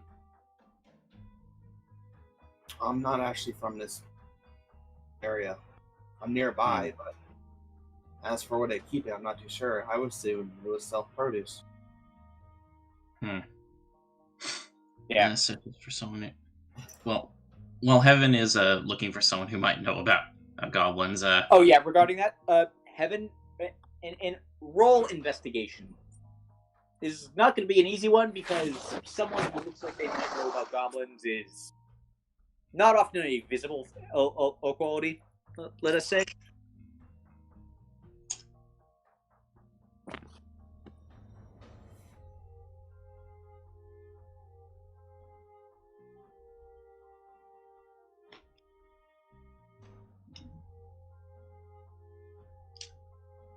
Heaven?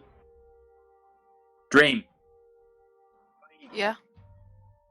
Roll investigation to look for someone who looks like they know about goblins. All right. And this was going to be a hard one, and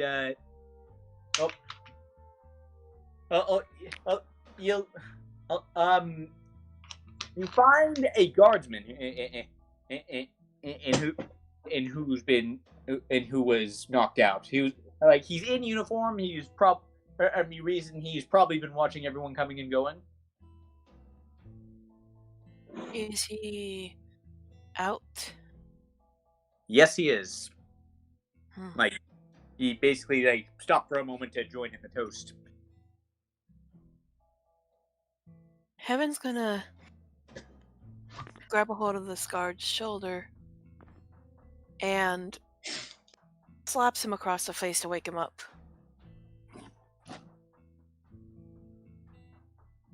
What happened? What happened? Oh God, I'm gonna lose my job. Easy. Goblins struck the town with the wine. Why? Lady Hilna has been taken. Oh my God, I'm gonna lose my job. Calm down. Calm down. Yeah, this guard is busy freaking out because this technically happened under his watch. I slap him again. Ugh.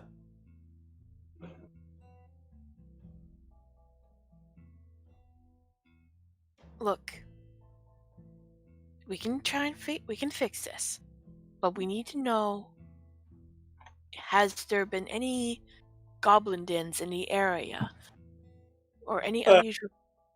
I mean, there were a couple goblins came into town yesterday. They were they just were just traveling merchants, so we let them in. Traveling merchants. Yeah. Did they cause any trouble while they were here? I mean, no. Did they bring anything with them? Well, they brought their wares. As it was like a wagon full of silks, I think. Did you or your men check the wagon for anything suspicious? Well, of course we did. It was just silks. Is there any other goblins that you can think of that would dare kidnap our leadership? No. I mean, those goblins. I mean, I mean, the goblin merchants. I mean, they came through the eastern. They came through the. They came through the eastern gate. Gate, if that helps any. So there's a chance they may have come from the east. I don't know. Maybe. I mean. Does he look like he might have an inkling? He looks like just a low-level grunt guard. Like, this is you figure you're pretty sure this is all the information you're going to get out of him. Heaven sighs and said, "Go and wake up the guards.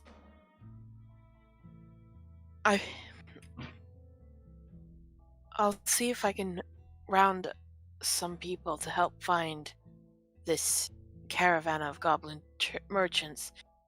And she air quotes the merchant part.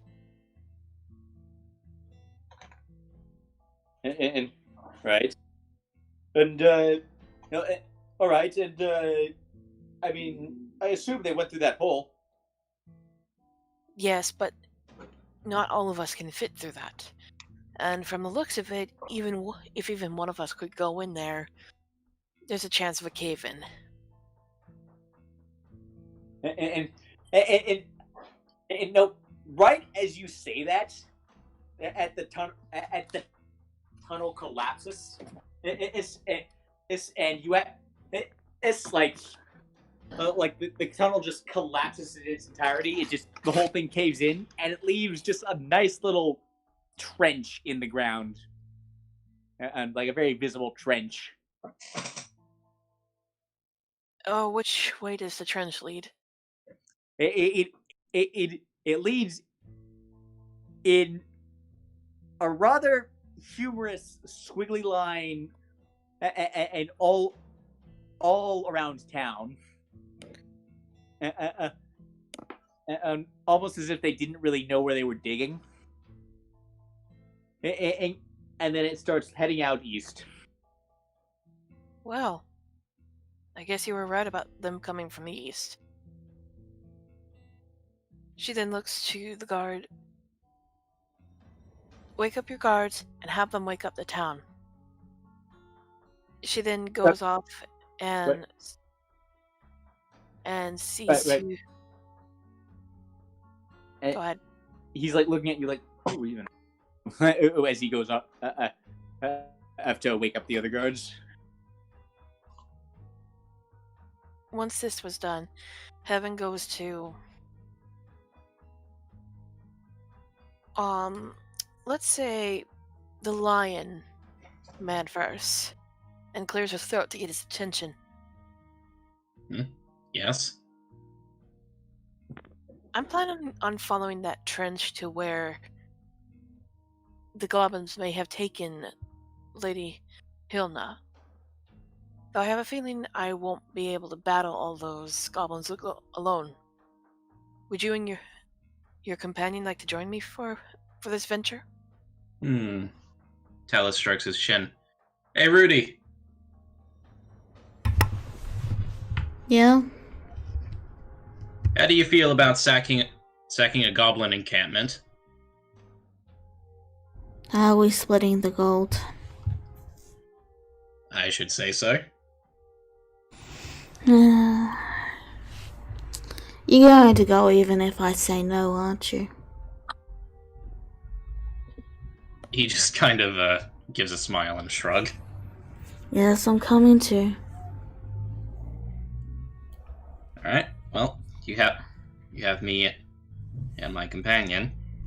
Oh, since we'll be working together, my name is Talos. Talos Firemane. Heaven, bows her head in acknowledgement and greeting as she introduces herself. My name is Heaven. And your friend is Rudy, you said? Well, that's what I call her. It's her nickname, but she can introduce herself. My full name is Rudy on LSA.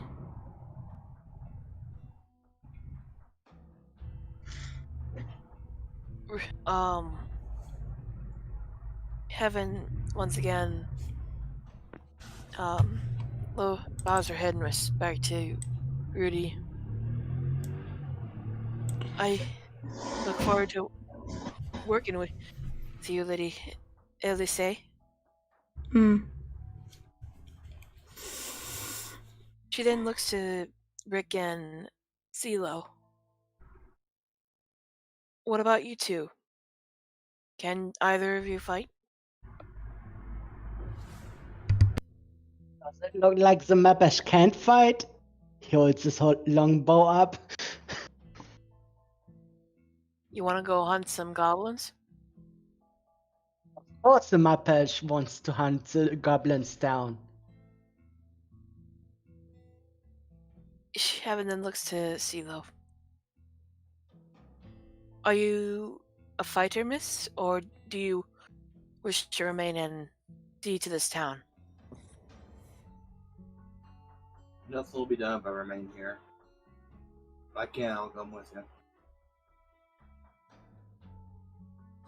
Looks like we are in accord.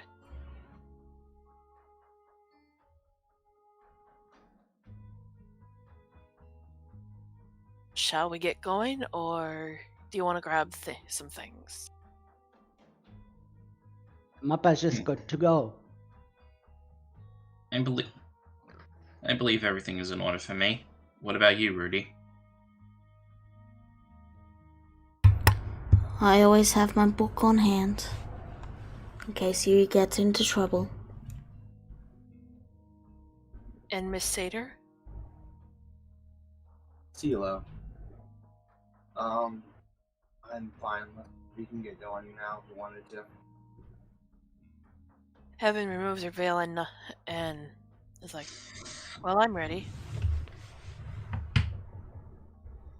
Shall we go?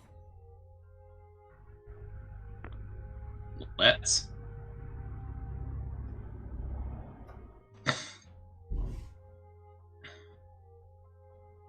Redwood? So, the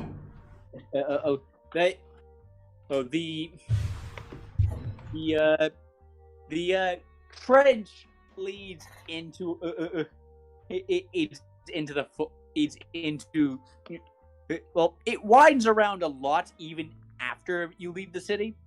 Like, this is a goblin tunnel. Well, it was never going to be super neat as such.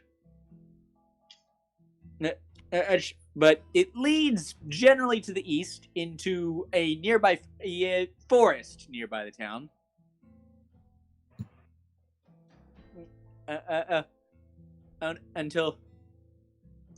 And eventually it comes to a, and eventually as you keep moving, you eventually you get to the end of you get to the end of the tunnel. And it's in at the end of the forest. And well, the goblins had a bit of a head start on you, so you can't see them anywhere. But I would like all of you, everyone who's proficient in survival, I would ask you to make a survival check.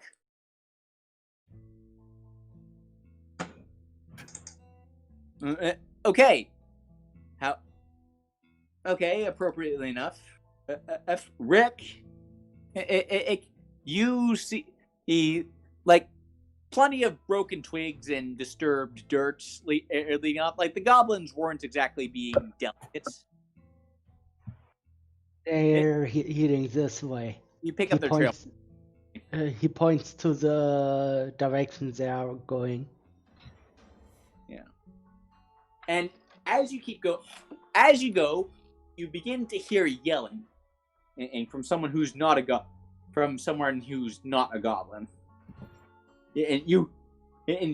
And like, people saw you. Like, are you joking? I specifically said that no one should see you. You didn't tell us there would be a giant lion man there. So I'd say we're even. Now give us our money. The master is not going to be happy about this. I'm going to jump out, and when we get close, I'm going to jump out and cast magic missile at the first person I see. Right. Well.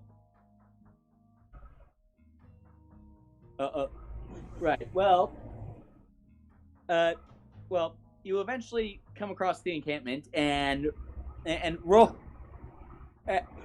And roll. You know what? Go ahead and roll the magic missile damage. We'll see how this goes. I got 3 of them. Yeah, I know. So if the first one kills, I can redirect the other 2. Just bear that in mind. I can guarantee you it's not going to kill, but go ahead and roll anyway. I mean, I can guarantee you that the first one's not going to kill. That is. All 3 of them together. So, you come across the goblin camp and like, okay, so, so there's a Marius Hilna Lady Hilna is like just tied. I mean, I won't attack her. I know what she looks like. You know. Yeah, no, you're good. But so Hilna is tied up on the ground, and there are about 5 goblins there, along with one cloaked figure. I mean, his features are obscured, but he's about the right size to be human. And he was about to hand a bag of money to one of the goblins, but you just killed that goblin. And so, like, he's just standing there, like, holding a bag of money in the air.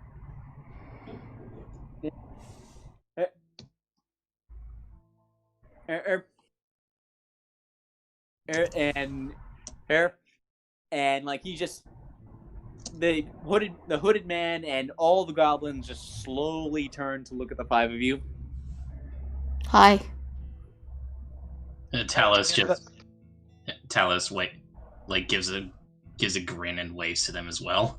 Well, he waves to them. Okay, so the goblins are all gonna bolt. And one of them's gonna make one of them makes a swipe for the coin.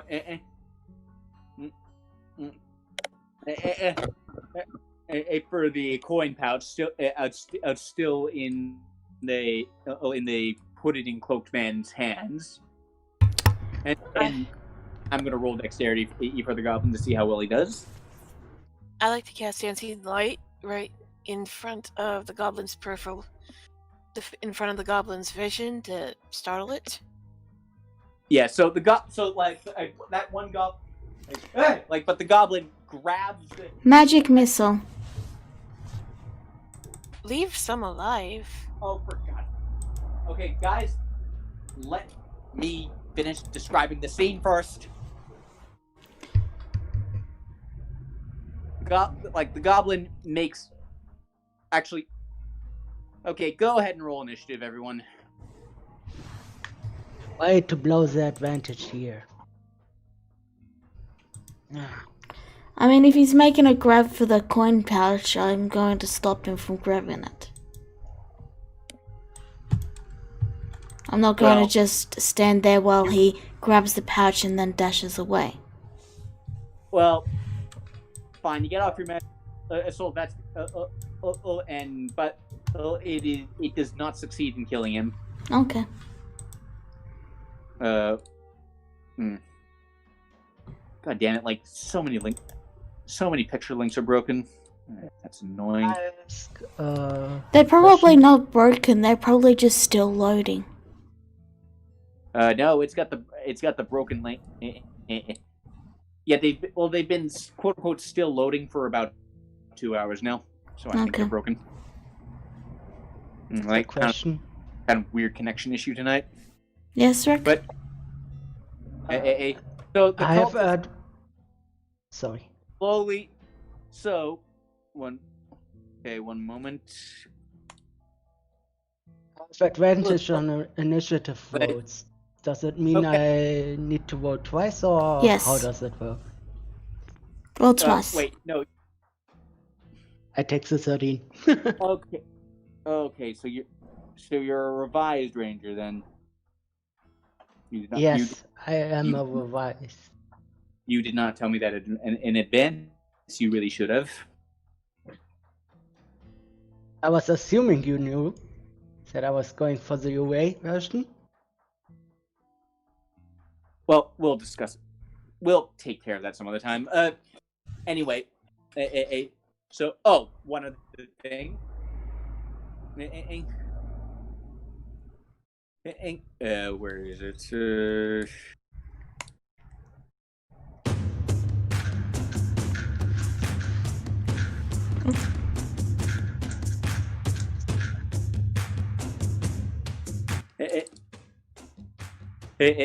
So, yeah, the goblin. So,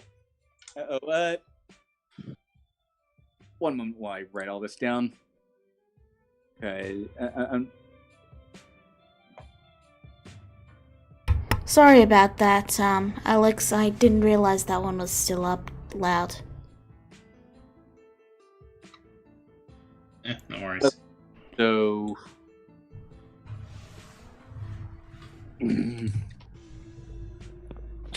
Yep. One moment while I.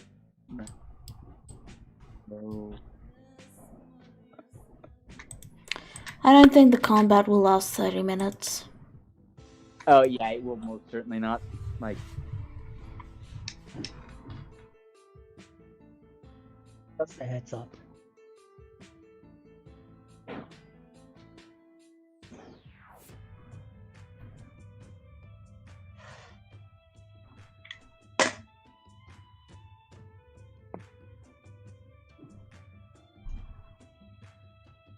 All right. So. So. The. Goblin. So. The goblins are all, ends are all bolting. They're now one bolted away, and the goblin you hit with the magic missile, Udi, the second magic missile. Mm-hmm. He's still alive, and he succeeded.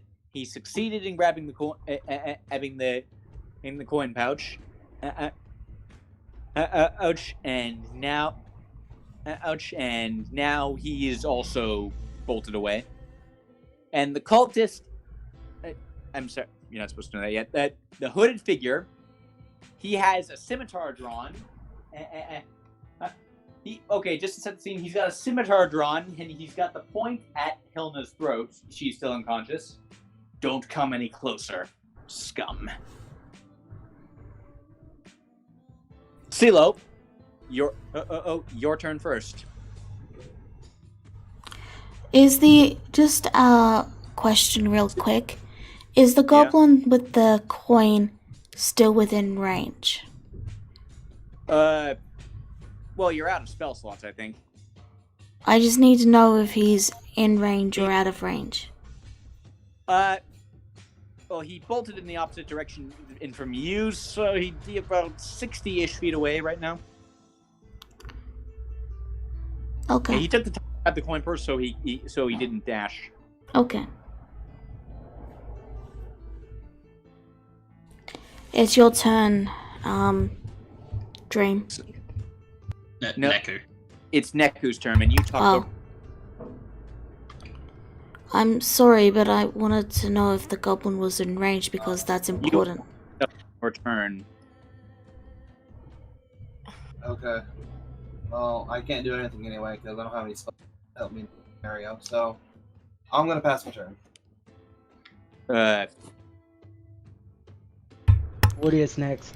Yes, but that information might have been important for CeeLo's turn as well, because I didn't know what she would be doing, and she might have wanted to go after the goblin too.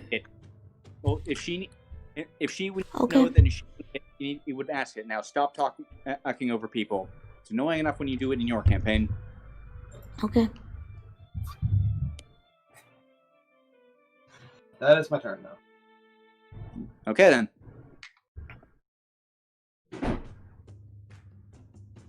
So now it is Rudy's turn.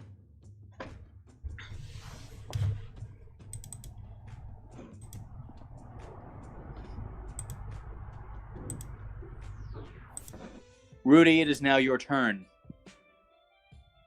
Oh.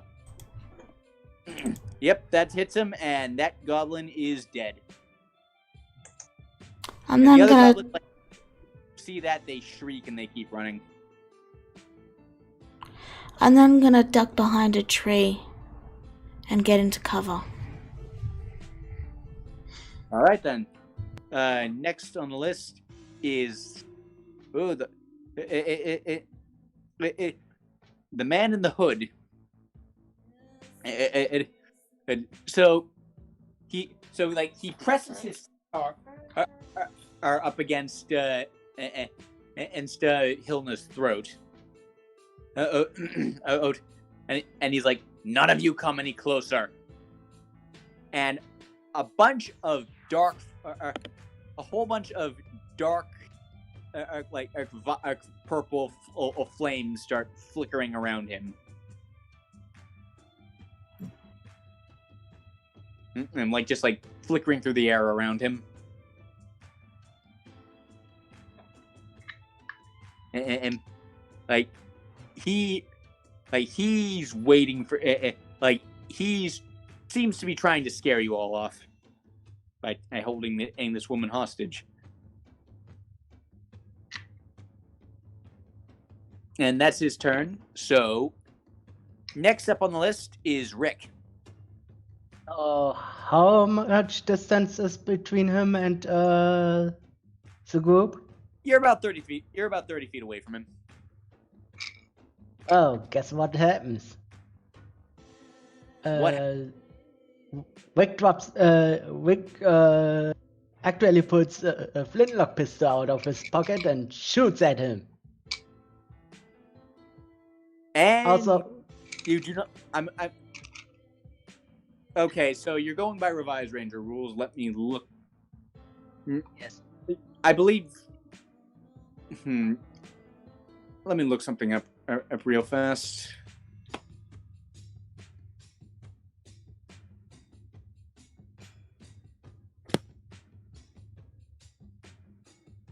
Yeah, I can't find the revised Ranger sheet right now. Hang on, let me help you out on that one. Because I haven't. Okay. I think I usually use has gone dead.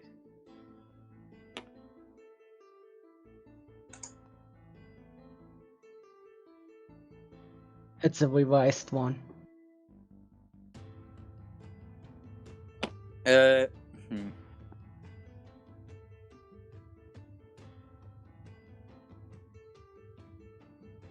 Okay, so I'm sorry to say you do. Well, the cultist has already had his turn, so you do not. So you do not get advantage on this. You just miss. I know. Okay, Heaven, your turn. Okay. Since I don't have any long range weaponry, I am going to cast Dissonant Whispers again.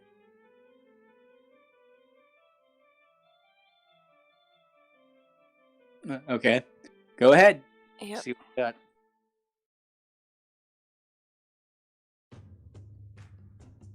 Ooh, this is gonna hurt him. Yes. I'm sorry to say he just passes, so he only takes half of that. Damn it. But that still hurt him like a motherfucker. Like he starts bleeding from the nose. Well, at least he I injured part of his brain. Yeah.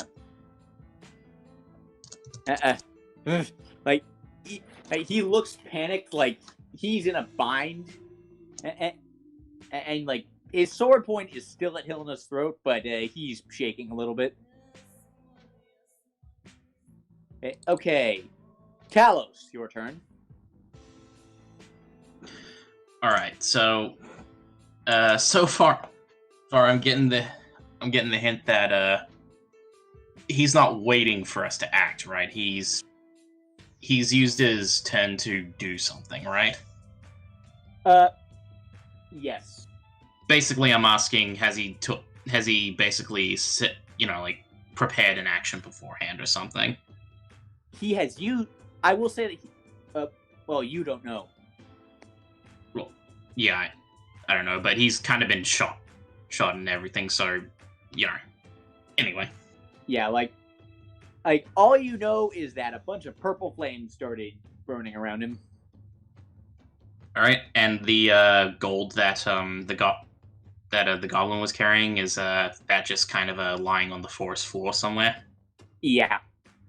Probably with the goblin's dead body.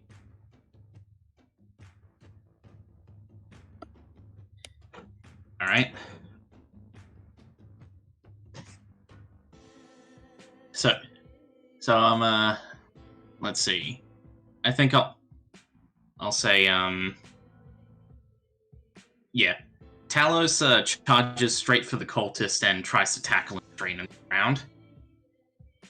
Okay, as you get within 10... So you're charging straight at him. As you get within 10 feet of him, I'm going to have to ask you to roll a dexterity saving throw. Oh boy, here we go.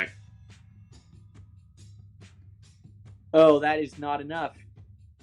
If you feel a sharp pain in your foot and you suddenly stop, you stepped on some caltrops. Ouch. So you have no movement for the rest of this turn, but you still have your action. You're at half movement until all the damage is all healed, and you can't move at all for the rest of this turn. But you still have your action and bonus action. All right, and how close am I to him? You're about 10 feet away. All right. Just need to quickly check something. All right, Talos pulls out his spear and chucks it at the cultist. All right.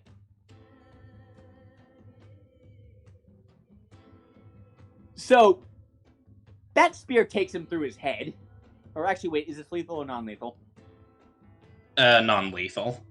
Oh. Well, in that case, it takes him basically through his side. It seems to. Actually, no. You know what?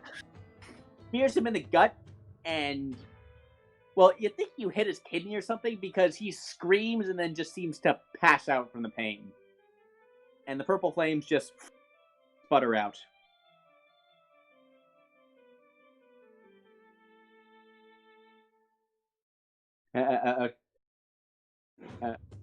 And you hear the rest of the goblins in the distance, kind of still running. If you want, Kind of. Nah, I think we've got our man. and all right then. And that, well, if that is the case, then I assume you take the time to pick the caltrops out of your feet. Yeah, he would. Yeah. How much damage did that do to me? It only did like one damage. Fair enough. Yeah, like they're not there to do damage. They're... End of the combat, right? Yeah, combat's over. Ah, the map has missed the shot. That's level 1 for you. Don't get too broken up about it. I know. It's just in character. Yeah. But anyway, so as you go to wake up,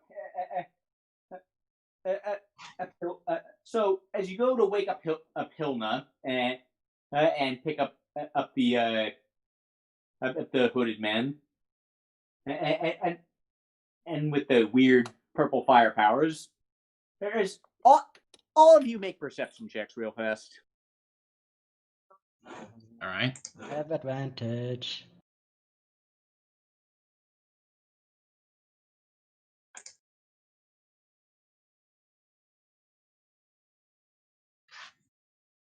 Okay, Rudy, Heaven,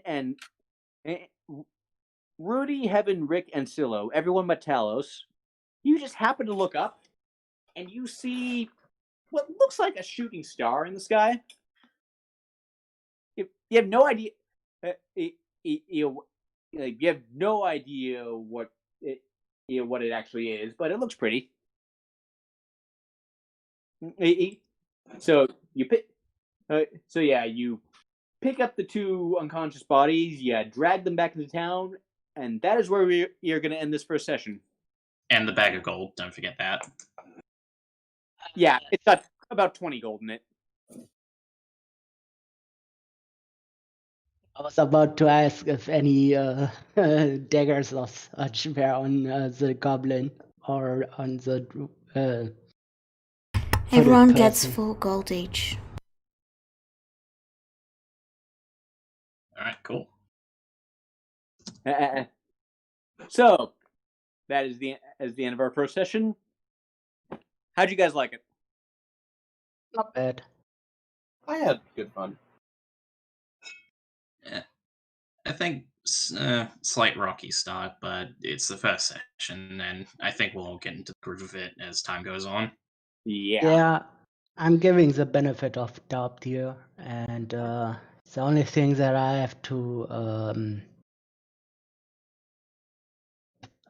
criticize is we need combat cards, maps at least, for tokens, for orders, and for range reference.